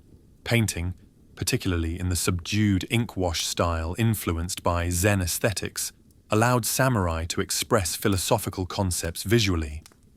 A few masterful brushstrokes suggesting a mountain emerging from mist conveyed ideas about hidden strength and partial revelation that resonated with military strategy. Many daimyo became serious collectors, using art to display both wealth and cultural sophistication. The tea ceremony represented the ultimate synthesis of samurai aesthetic and political culture. What appeared to be a simple act of preparing and serving tea was actually a complex performance encompassing architecture, garden design, ceramic arts, calligraphy, flower arrangement, and social protocol. Every element carried meaning, the rough texture of a tea bowl suggesting wabi-sabi aesthetics, the arrangement of stepping stones in the garden forcing a particular pace and mindset upon visitors. Great tea masters like Sen no Rikyu revolutionized samurai culture by advocating for radical simplicity. His tiny tea houses, where mighty daimyo had to crawl through narrow entrances, leaving swords outside, created spaces where social hierarchy temporarily dissolved. The political implications were profound. Enemies could meet as aesthetic equals. Negotiations could occur without the weight of formal protocol, and the shared appreciation of beauty could bridge factional divides. Music and performance arts, while less central than visual arts and literature, still played important roles. The biwa, a lute-like instrument, accompanied recitations of war tales, its mournful tones underscoring themes of impermanence and loss. No theatre, with its masked actors and stylized movements, presented mythological and historical subjects in ways that reinforced samurai values while allowing for subtle political commentary. The emphasis on artistic accomplishment served practical purposes beyond mere cultivation. In an era before photography, the ability to quickly sketch fortifications or terrain features was militarily valuable. Calligraphy skills were essential for correspondence that might determine alliances or prevent wars. Poetry exchanges could communicate messages too dangerous for prose, encoding political intelligence in seasonal imagery and classical allusions. The Edo period's peace allowed artistic pursuits to flourish, but also created new tensions. Some conservative samurai viewed excessive devotion to arts as effeminate, a distraction from martial readiness. Others argued that artistic discipline maintained the mental acuity peacetime administration required. The debate reflected larger anxieties about samurai identity in a world that no longer needed warriors. Regional variations in educational emphasis reflected different domain priorities. Satsuma maintained a Spartan approach, emphasizing martial arts and practical education over refined cultural pursuits. Mito developed a curriculum balancing Chinese classics with nascent Japanese nationalism. Saga pioneered Western studies, recognizing that understanding foreign knowledge was crucial for Japan's future. These differences would later influence Domain's responses to Western pressure and modernization. The education of samurai women, while more limited, was not negligible. Elite women learned to read and write, though usually in the phonetic kana script rather than complex Chinese characters. They studied Japanese classics like the Tale of Genji and Pillow Book, works that provided models for refined behavior while subtly critiquing male-dominated society. Some, like the poet Hosokawa Gracia, achieved recognition for literary accomplishments despite social constraints. Women's artistic education often focused on skills considered appropriate to their gender: flower arrangement, ikebana, tea ceremony from the host perspective, and koto music. Yet these arts were not mere decorative accomplishments. Ikebana's principles of balance and harmony reflected military strategy. Tea ceremony hosting required the same attention to detail and psychological insight as military planning. Even seemingly delicate arts encoded serious philosophical and practical knowledge. The legacy of samurai education extends far beyond the feudal period. The emphasis on universal literacy created a population uniquely prepared for rapid modernization. The habit of rigorous study and self-improvement translated easily from classical Chinese texts to Western technical manuals. The aesthetic sensibility developed through artistic training influenced everything from industrial design to corporate culture. Modern Japan's educational system, with its emphasis on discipline, group cohesion, and respect for teachers, carries clear echoes of samurai precedents. The concept of bunbu ryodo lives on in requirements that students participate in both academic and physical activities. Even the ritualized aspects of education, The formal greetings, the cleaning duties, the sense of collective responsibility reflect values instilled in samurai schools centuries ago. Yet the samurai approach to education also carried limitations that persist. The emphasis on perfection through repetition could stifle creativity. The hierarchical transmission of knowledge discouraged questioning authority. The focus on group harmony sometimes suppressed individual expression. These tensions between traditional educational values and modern needs continue to shape debates about Japanese education today. Understanding samurai education, literacy, and arts reveals a warrior class far more complex than popular stereotypes suggest. These were not simple soldiers, but Renaissance men who could compose poetry while planning campaigns, who found spiritual meaning in tea ceremony between battles, who saw no contradiction between wielding brush and sword with equal skill. Their educational achievements created a cultural foundation that would prove crucial when Japan faced the challenge of rapid modernization, demonstrating that true strength comes not from arms alone, but from the cultivation of mind and spirit that transforms mere fighters into complete human beings. Chapter 7. Clothing, Rituals, and Daily Customs. The daily life of a samurai was governed by an intricate web of customs, rituals, and sartorial codes that transformed routine activities into performances of identity, status, and spiritual discipline. From the moment of waking until sleep, every action carried meaning. Every garment conveyed messages. Every gesture reinforced the complex hierarchies and values that structured feudal society.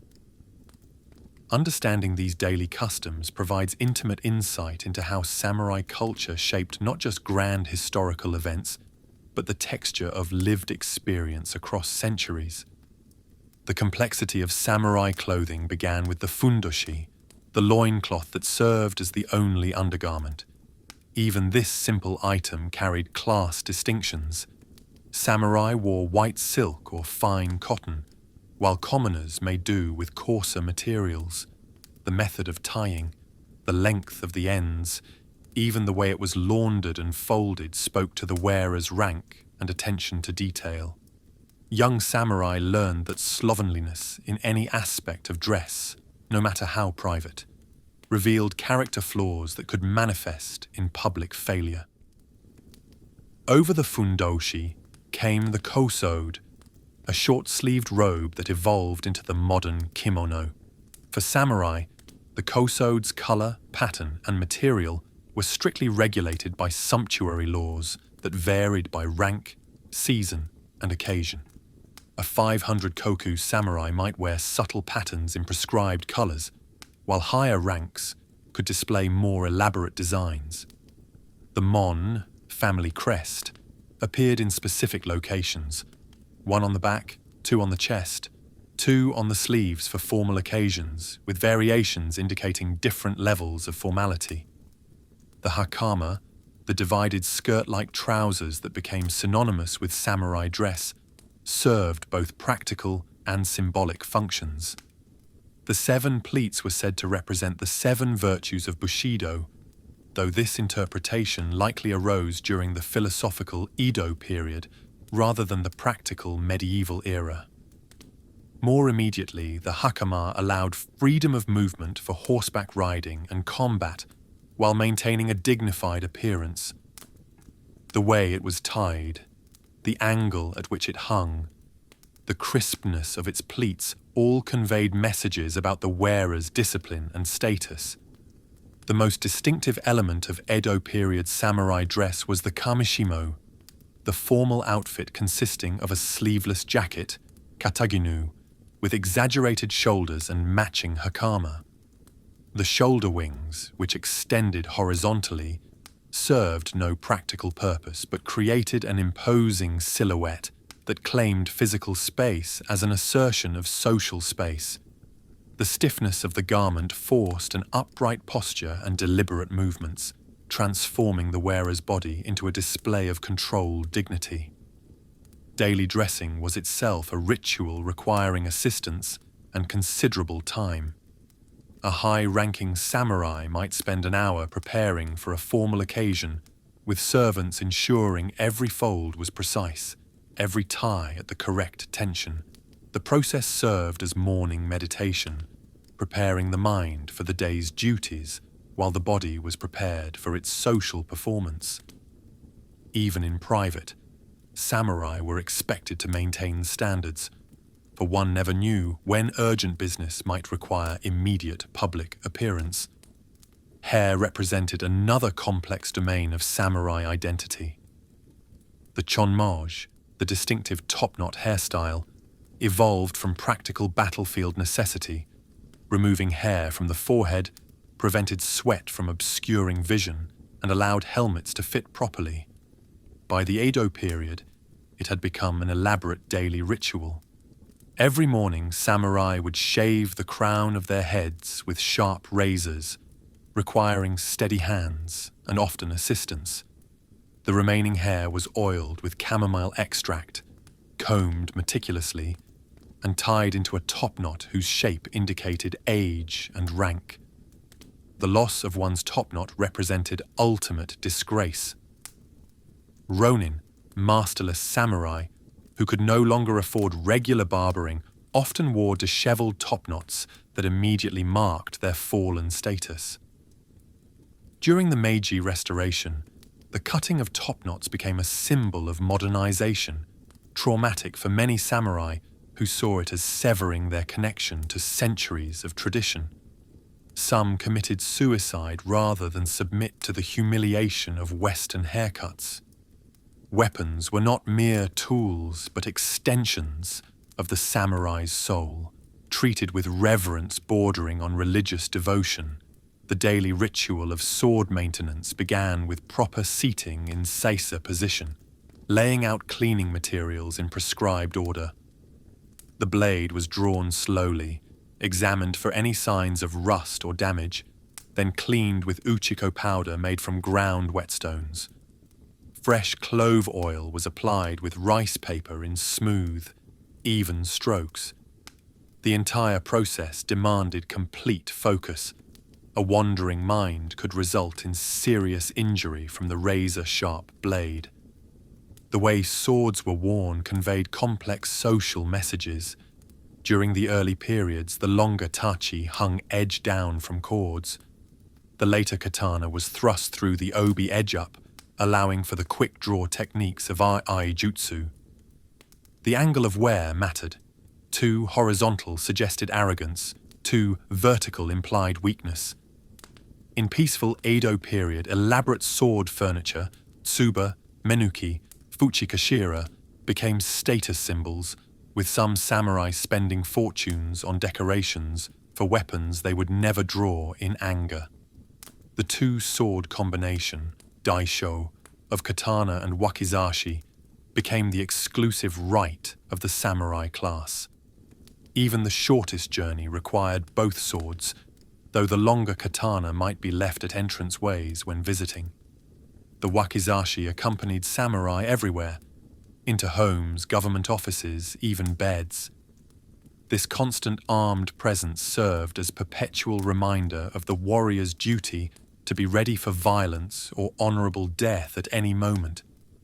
Beyond clothing and weapons, daily customs structured samurai life with clockwork precision.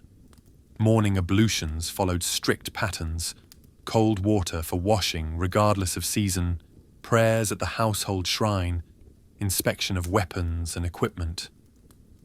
Breakfast timing depended on rank and duties, but the meal itself followed formal protocols.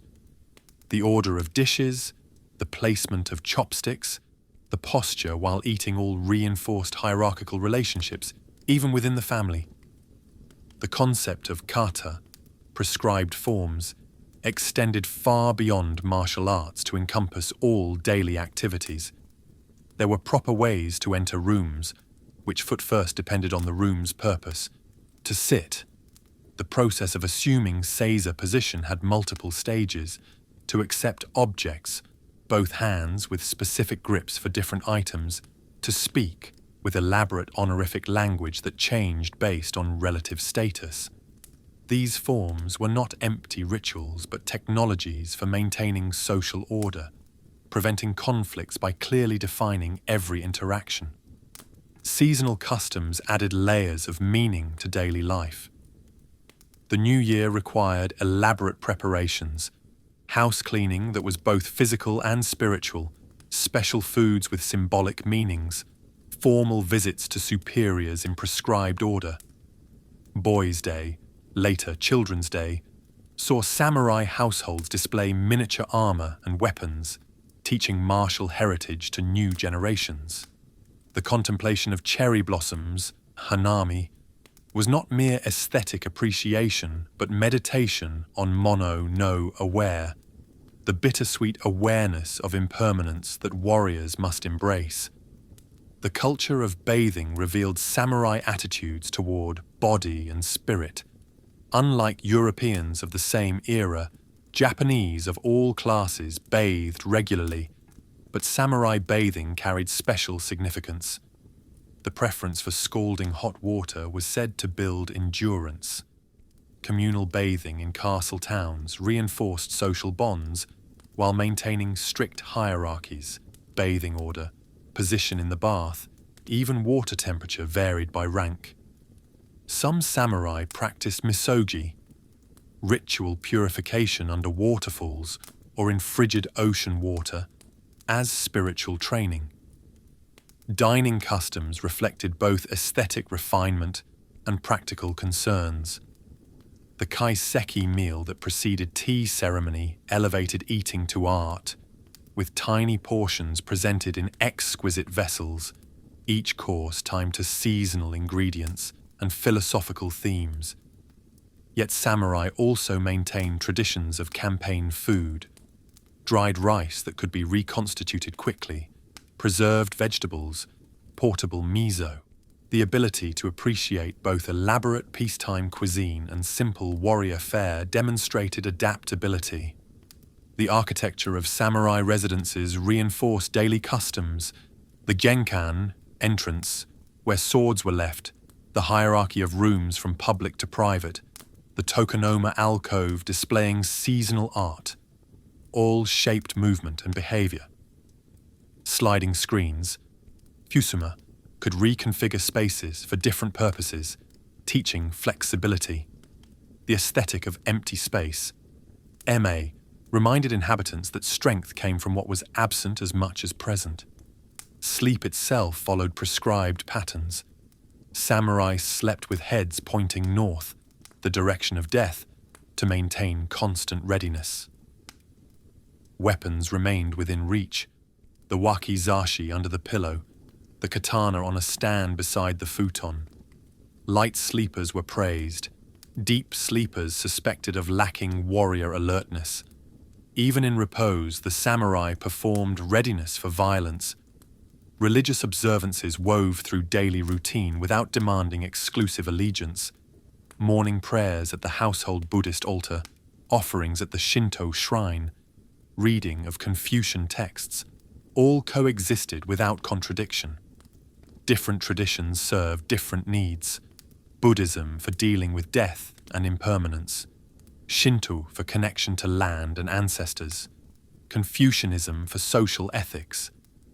This syncretic approach created flexible spiritual resources for navigating complex lives. The culture of gift-giving, omiyage, reinforced social networks through material exchange. Every visit required appropriate gifts, seasonal foods, artistic objects, practical items, chosen to demonstrate understanding of the recipient's taste and needs. The wrapping was as important as the contents, with elaborate folding techniques, origami, conveying additional messages. Reciprocal gifts had to balance acknowledgement with avoiding obligation, creating complex calculations of social debt. Even leisure activities carried serious purposes. The game of Go taught strategic thinking applicable to military and political situations. incense appreciation, kodo, refined sensory discrimination while providing occasions for subtle social competition.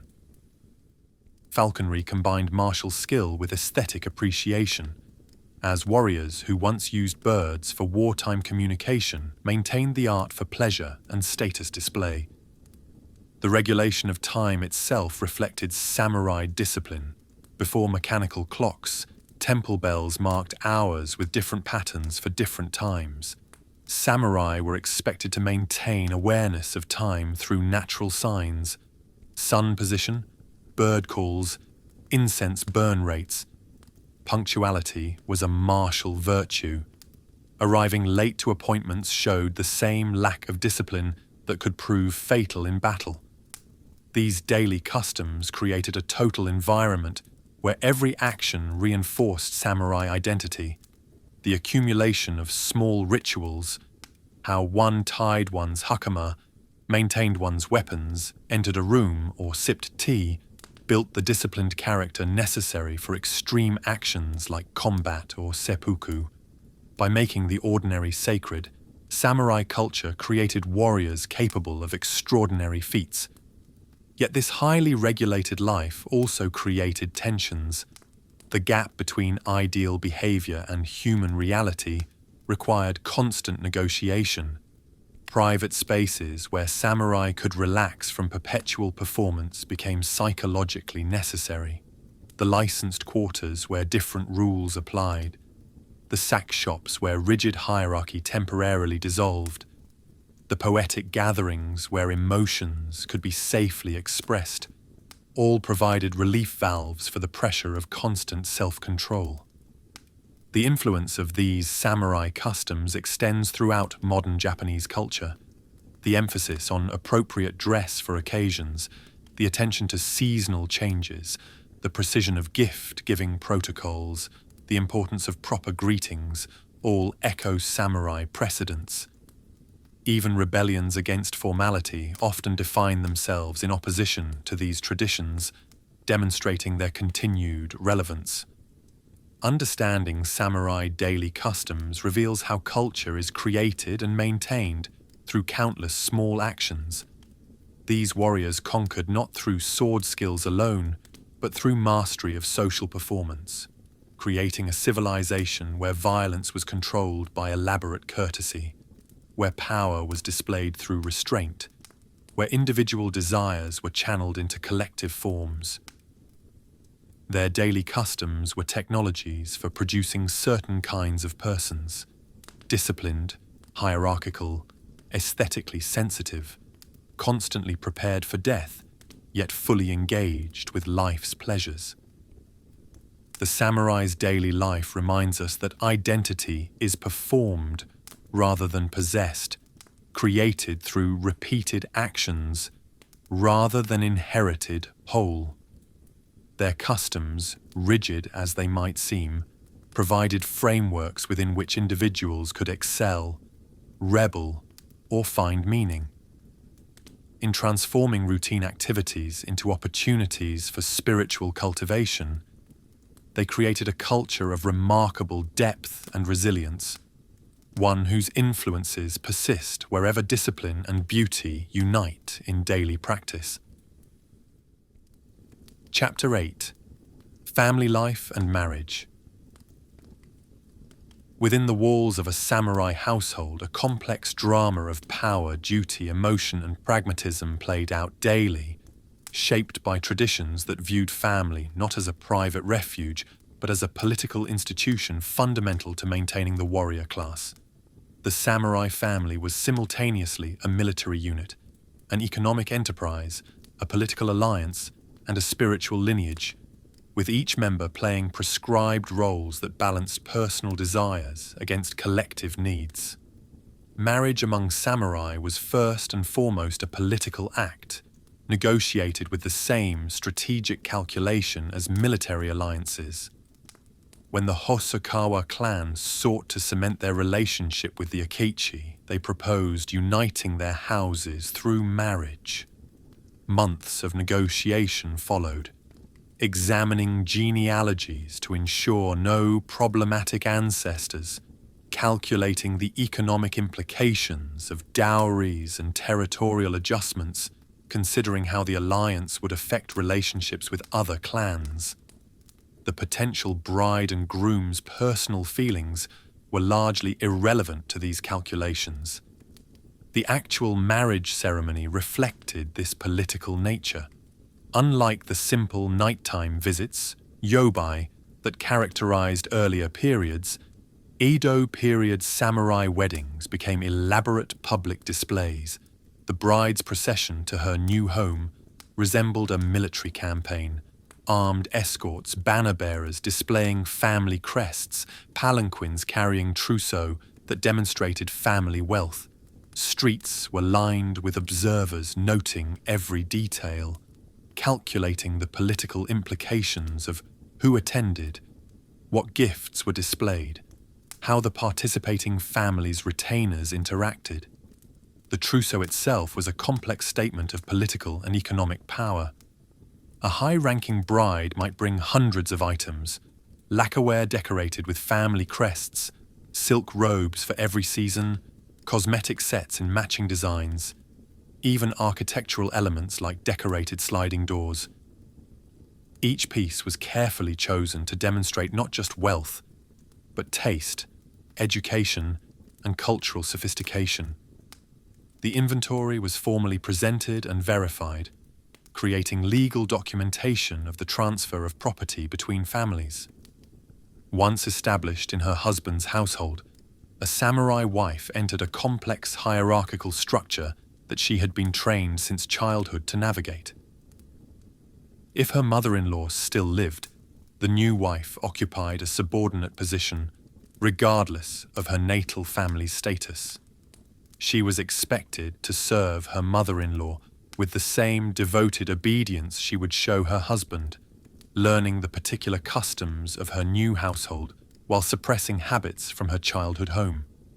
The primary duty of a samurai wife was producing heirs, particularly male ones. The pressure was intense. Failure to produce sons could result in divorce, regardless of personal relationships. Yet even successful childbearing brought complications. Sons belonged more to the patriarchal line than to their mothers.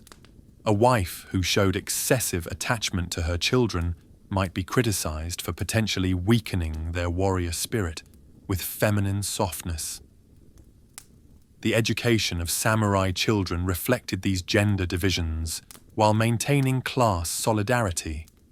Until age 7, boys and girls might play together, learning basic literacy and numeracy from their mothers or household tutors. But at 7, the age when children were thought to develop reason, their paths diverged sharply. Boys were ceremonially presented with their first real swords and began formal martial training. Girls received their first adult-style kimono and began intensive training in household management. For boys, the transition was often brutal. Removed from the women's quarters where they had spent their early years, they entered a masculine world of physical hardship and emotional stoicism. Fathers, who had been distant figures, became demanding instructors. Tears were forbidden. Boys who cried were mocked as acting like women and subjected to additional hardships to toughen their spirits. The message was clear. Childhood was over. Warrior training had begun. Yet mothers maintained influence through indirect means. They controlled early education, instilling values through stories of heroic ancestors and cautionary tales of family failures.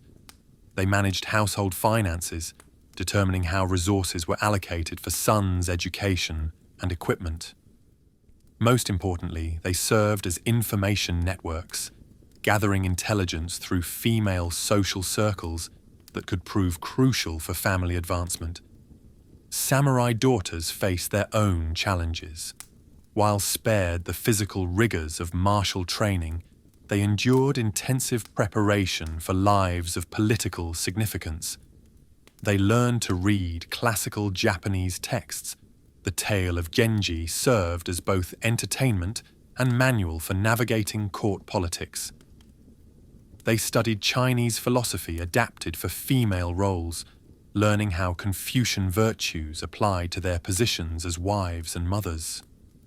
Martial training for women, while less comprehensive than for men, was not neglected. The naginata, with its long reach compensating for generally smaller stature and lesser upper body strength, became particularly associated with samurai women. They trained not to serve as battlefield warriors, but to defend households during men's absences. The psychological training was equally important.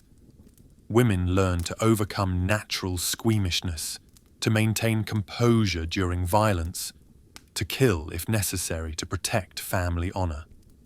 The concept of i.e., the household as a corporate entity transcending individual members, governed family relationships. Individual desires were subordinate to household prosperity and continuity. This principle justified practices modern sensibilities find troubling. Wives were expected to welcome husbands' concubines if they produced needed heirs.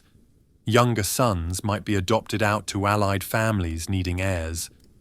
Daughters were married off to seal alliances with minimal consideration of personal compatibility. The practice of concubinage added layers of complexity to family life.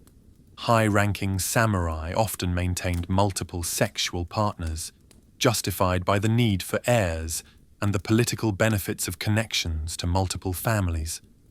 Official wives, say shitsu, maintained primary status, but various ranks of concubines, sokushitsu, might wield significant influence, particularly if they produced sons. Managing these relationships, preventing conflicts between women, ensuring children understood their relative status, maintaining household harmony despite emotional tensions, required considerable political skill. Children born to different mothers within the same household grew up in an atmosphere of competition tempered by enforced solidarity. They shared teachers and training, learned to present unified faces to the outside world, yet understood that inheritance and position would ultimately favor some over others. Mothers subtly advocated for their own children while maintaining surface harmony. These childhood dynamics prepared samurai for the complex political maneuvering that characterized adult life. The role of adopted heirs, yoshi, deserves special attention. When families lacked male heirs, they could adopt sons, usually from allied families with surplus boys. These adoptions were complete. The adopted son took his new family's name, inherited as if born to the house, and was expected to show the same filial devotion as a biological child. Yet traces of dual loyalty remained. Adopted heirs maintained connections to birth families that could prove politically useful or problematic. Daily life within samurai households followed rigid schedules that reinforced hierarchy while ensuring smooth operation. Dawn brought the sounds of servants preparing for the day. The male head of household rose first, performed ablutions, and paid respects at the household shrine. His wife rose shortly after, overseeing breakfast preparation and household tasks. Children's schedules depended on age and gender, but always included early morning training or study. Meals provided regular opportunities to reinforce family hierarchy. The father ate first, served by his wife, who ensured his favorite dishes were properly prepared. Children ate in order of age and gender, oldest sons before younger, boys before girls. Conversation was minimal during meals, but what occurred followed strict patterns. Fathers might question sons about their studies. Mothers might remind daughters of upcoming household duties. These interactions taught children to perform their roles even in informal settings. The women's quarters, OKU, of larger samurai residences functioned as complex miniature societies. The official wife ruled this domain, managing servants, overseeing children's education, and maintaining the household's social connections. Concubines, female relatives, and upper servants created intricate hierarchies based on status, seniority, and personal influence. Alliances formed and dissolved, information was traded, plots were hatched, all while maintaining the surfaces of perfect propriety. Financial management often fell to wives, though this authority was carefully hidden. Samurai were not supposed to concern themselves with money, yet someone had to ensure income-matched expenses. Wives became expert at stretching stipends, negotiating with merchants, and finding discreet ways to supplement income. Some managed side businesses, sake brewing, silk production, or money lending, through intermediaries, maintaining the fiction that samurai households were above commerce. The emotional life of samurai families was complex, with genuine affection existing alongside political calculation. Arranged marriages sometimes developed into love matches, though expressing such feelings too openly was considered unseemly. Parents loved their children while preparing them for lives that might require terrible sacrifices. The tension between human emotion and role requirements created a distinctive emotional culture. Feelings were acknowledged but channeled into acceptable forms. Letters between family members reveal these emotional complexities. A father's letter to his son away on service might contain stern admonitions about duty alongside subtle expressions of concern for his health. Mothers wrote to married daughters with practical advice that encoded emotional support. Even formal New Year greetings could carry layers of meaning apparent only to intimates. The ability to communicate deep feelings through restrained language became a valued skill. The sunset years brought new configurations of family power. Elderly fathers might formally retire, inkyo, passing headship to sons while retaining influence behind the scenes. This transition required delicate negotiation. Retired heads who interfered too much created conflicts, while those who withdrew completely left households adrift. Successful retirement meant finding ways to guide without commanding, to influence without undermining. Elderly mothers often gained power as their mothers-in-law died, and their sons assumed headship. Freed from the immediate pressures of childbearing and household management, they could focus on family strategy, arranging marriages for grandchildren, managing information networks, and serving as repositories of family history and tradition. The stereotype of the powerful samurai grandmother reflected real influence accumulated over lifetimes of political navigation. Death rituals revealed fundamental beliefs about family continuity. Elaborate funerals demonstrated family status while ensuring proper transmission to the afterlife.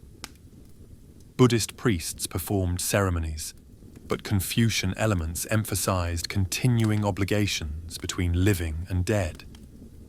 Ancestors were not gone, but transformed into protective spirits requiring regular offerings and consultation. Family grave sites became power centers where important decisions were announced to assembled ancestors. The annual Obon festival brought particular intensity to family life. Ancestors' spirits were welcomed back with ceremonies that reinforced family identity. Genealogies were recited, stories of heroic deeds retold, family treasures displayed. Children learned their place in long chains of obligation, stretching backward to legendary founders and forward to unborn descendants. The weight of history pressed on young shoulders, inspiring and constraining in equal measure. Modern Japanese family structures still show samurai influences. the concept of IE continues in modified form through company loyalty and lifetime employment. The practice of adult adoption for business succession echoes samurai traditions. The tension between individual desires and group needs, the indirect communication of emotion, the strategic view of marriage, all persist in evolved forms. Yet perhaps the most important legacy is the recognition that families are not natural units, but constructed institutions requiring constant work to maintain. The samurai family, with all its restrictions and demands, also provided frameworks for meaning, identity, and continuity across generations. Understanding these families helps us see our own as neither inevitable nor accidental, but as deliberate creations balancing tradition and adaptation, individual needs and collective purposes, emotional bonds and practical necessities. The samurai family story reminds us that love and power, emotion and strategy, individual fulfillment and group survival have always existed in tension. These warriors created family forms that served their particular needs while revealing universal human challenges. Their successes and failures in balancing these tensions offer insights for anyone trying to understand how families function, not just as havens of private affection, but as fundamental units of social organization, political power, and cultural transmission. Chapter 9. Relationships with peasants and other classes. The relationship between samurai and the other classes of feudal Japan was far more complex than simple domination and submission. While the formal hierarchy placed warriors at the apex of society, daily reality required constant negotiation between ideological superiority and practical interdependence. The samurai's right to kill commoners who showed disrespect, kirisutegomen, existed alongside their complete dependence on those same commoners for food, goods, and increasingly, financial credit. Understanding these relationships reveals the tensions and accommodations that allowed feudal society to function despite its apparent contradictions. The foundation of samurai-peasant relations lay in rice, the currency of power in feudal Japan. Peasants grew it, samurai consumed it, and the extraction of rice taxes formed the basic economic relationship between the classes. Yet this simple formula concealed layers of complexity. Peasants were not merely passive victims, but active agents who developed sophisticated strategies for managing their warrior overlords. They hid production, negotiated tax rates, fled to other domains when pressed too hard, and occasionally erupted in violent rebellions that could topple samurai administrations. Consider the position of a village headman, nanushi or shoya, in a typical rural domain. Usually a prosperous peasant family that had accumulated wealth and influence over generations, the headman served as intermediary between samurai administrators and farming communities. He collected taxes, adjudicated minor disputes, organized corvée labor for public works, and represented village interests to domain authorities. This position required delicate balancing. Too close to samurai, and he lost village trust. Too sympathetic to peasants, and he faced official displeasure.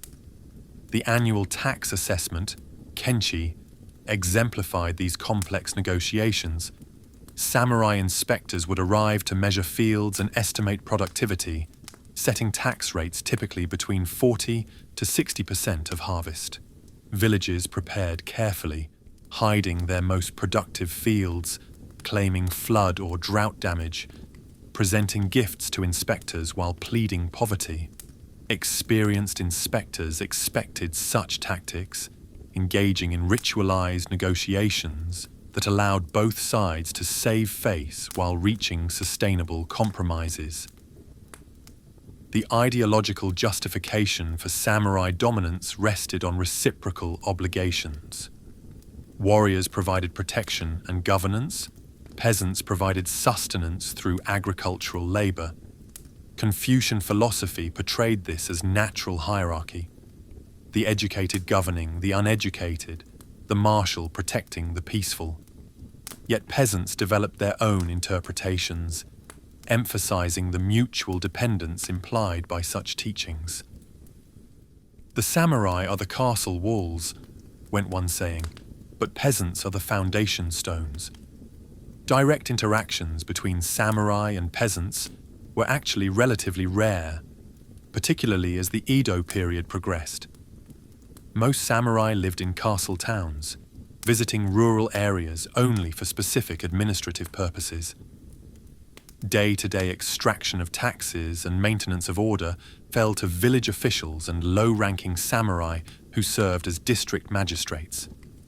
This physical separation allowed both classes to maintain ideological fictions. Samurai could imagine peasants as grateful subjects. Peasants could develop solidarity without constant warrior oversight.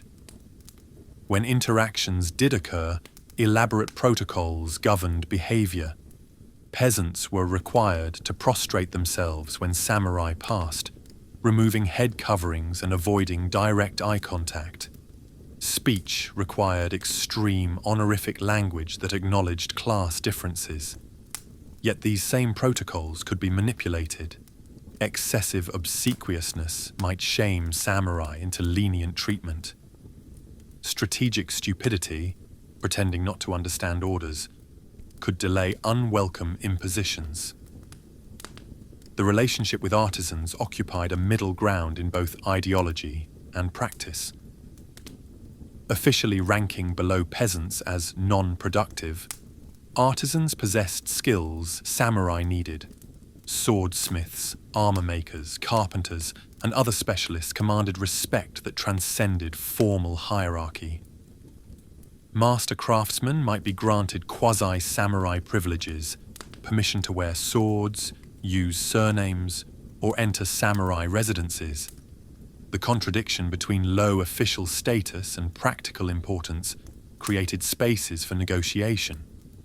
Artisan guilds, ZA, developed considerable autonomy, controlling training, quality standards, and pricing within their specialties.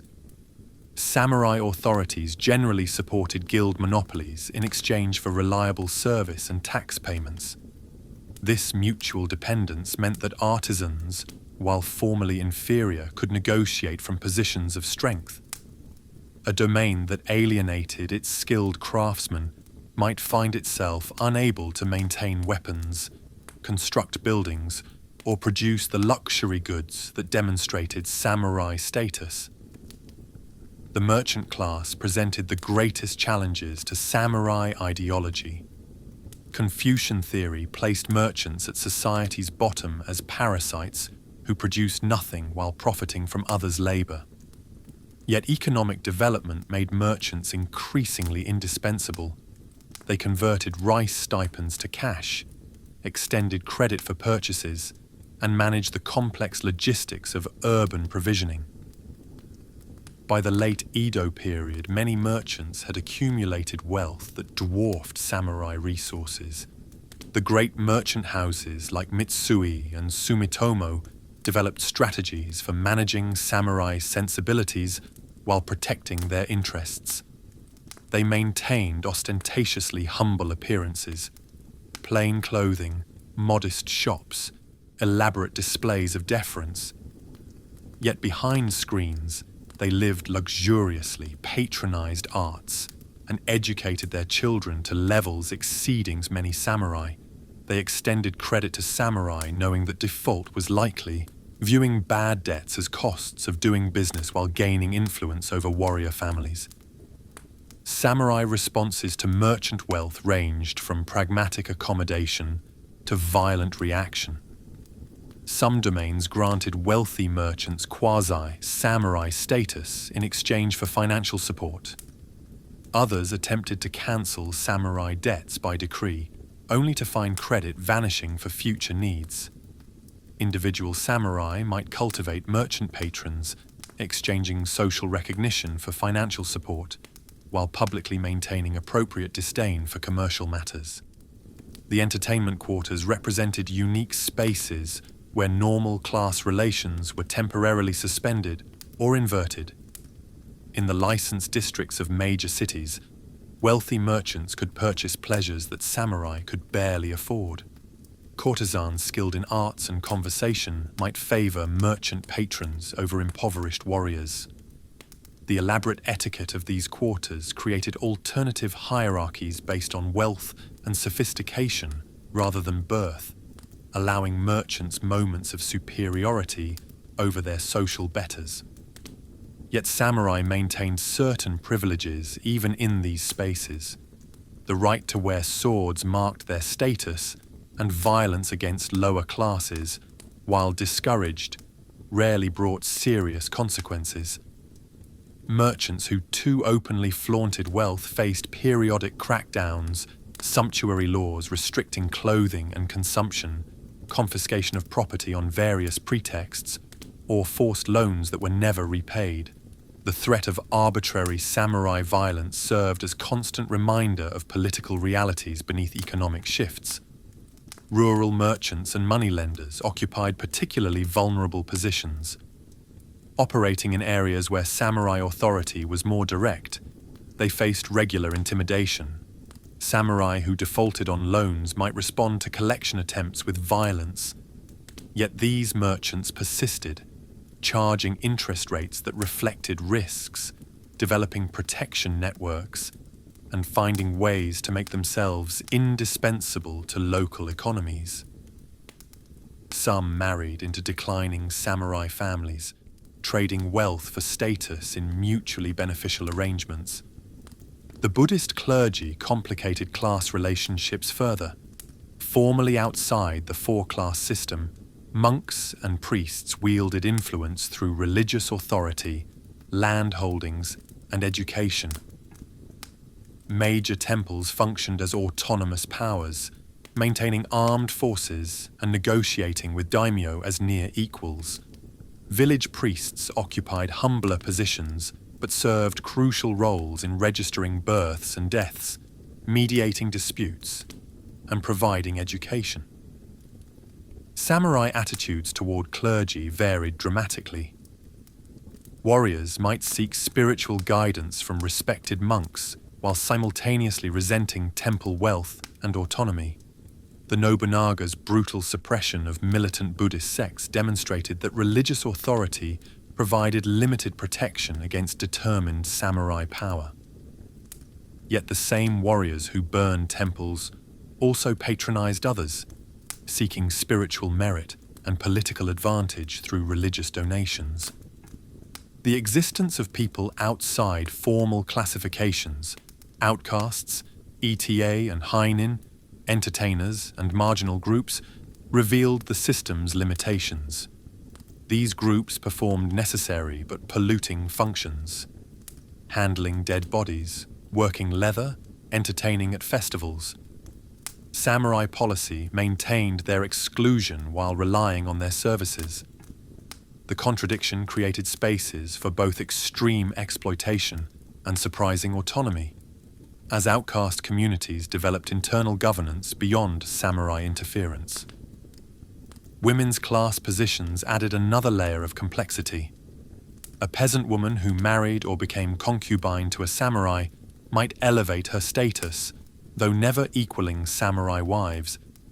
Conversely, samurai women who fell into poverty might find themselves in positions little different from commoners. The female entertainers who served in tea houses and theatres moved fluidly between classes, accumulating cultural capital that could translate into social mobility. Economic changes during the Edo period increasingly strained theoretical class relations. Urban growth created new occupations that fit poorly into traditional categories. Rural industries like sake brewing or silk production created wealthy peasants whose economic power exceeded their social status. Transportation networks run by commoner guilds became essential to domain economies. The fiction of samurai superiority became harder to maintain as their economic dependence deepened. Peasant rebellions, iki, demonstrated the ultimate limits of samurai domination.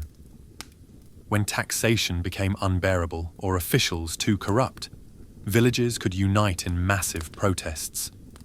The forms varied: petitions to higher authorities, mass flights to other domains, or violent uprisings attacking officials and destroying records. Samurai responses ranged from brutal suppression to pragmatic concessions. The frequency of rebellions, over 3,000 recorded during the Edo period, suggests that peasant resistance was normal rather than exceptional. The intellectual challenges to class hierarchy emerged from unexpected sources. Literate peasants and merchants read the same Confucian texts as samurai, developing interpretations that emphasized reciprocal obligations over absolute hierarchy. Popular religious movements preached spiritual equality that implicitly challenged social stratification. Even within samurai ranks, scholars like Auguste Sorai questioned whether hereditary status produced competent governance. By the late Edo period, the formal class system had become a shell containing very different realities. Impoverished samurai taught commoner children, worked at handicrafts, or borrowed from merchants they officially despised. Wealthy commoners purchased samurai status through adoption or domain financial needs. Rural entrepreneurs accumulated capital that would fuel later industrialization. The rigid hierarchy persisted in law and ceremony, while daily life required constant negotiations across supposedly impermeable boundaries. The Meiji Restoration's abolition of formal class distinctions in 1871 merely recognized transformations already occurring. Former peasants who had accumulated wealth became industrial leaders. Ex-samurai applied administrative skills to new government positions. Merchants expanded operations without legal restrictions. The supposed shock of class abolition was cushioned by decades of practical erosion of boundaries. Understanding samurai relationships with other classes reveals both the power and limitations of ideological systems.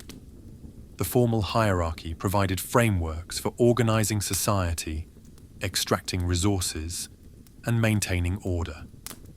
Yet human needs and economic realities required constant adjustments, creating spaces for negotiation, resistance, and transformation. The samurai's military might and political authority were real, but so was their dependence on the very people they dominated. These relationships offer insights beyond Japanese history. They demonstrate how ruling classes must balance coercion with accommodation, how subordinate groups develop strategies for protecting interests within oppressive systems, and how economic changes can undermine political structures. The samurai case shows that class domination is never complete or stable, but requires constant work to maintain, work that ultimately may transform the system it seeks to preserve. The legacy of these relationships persists in modern Japan through patterns of deference and hierarchy.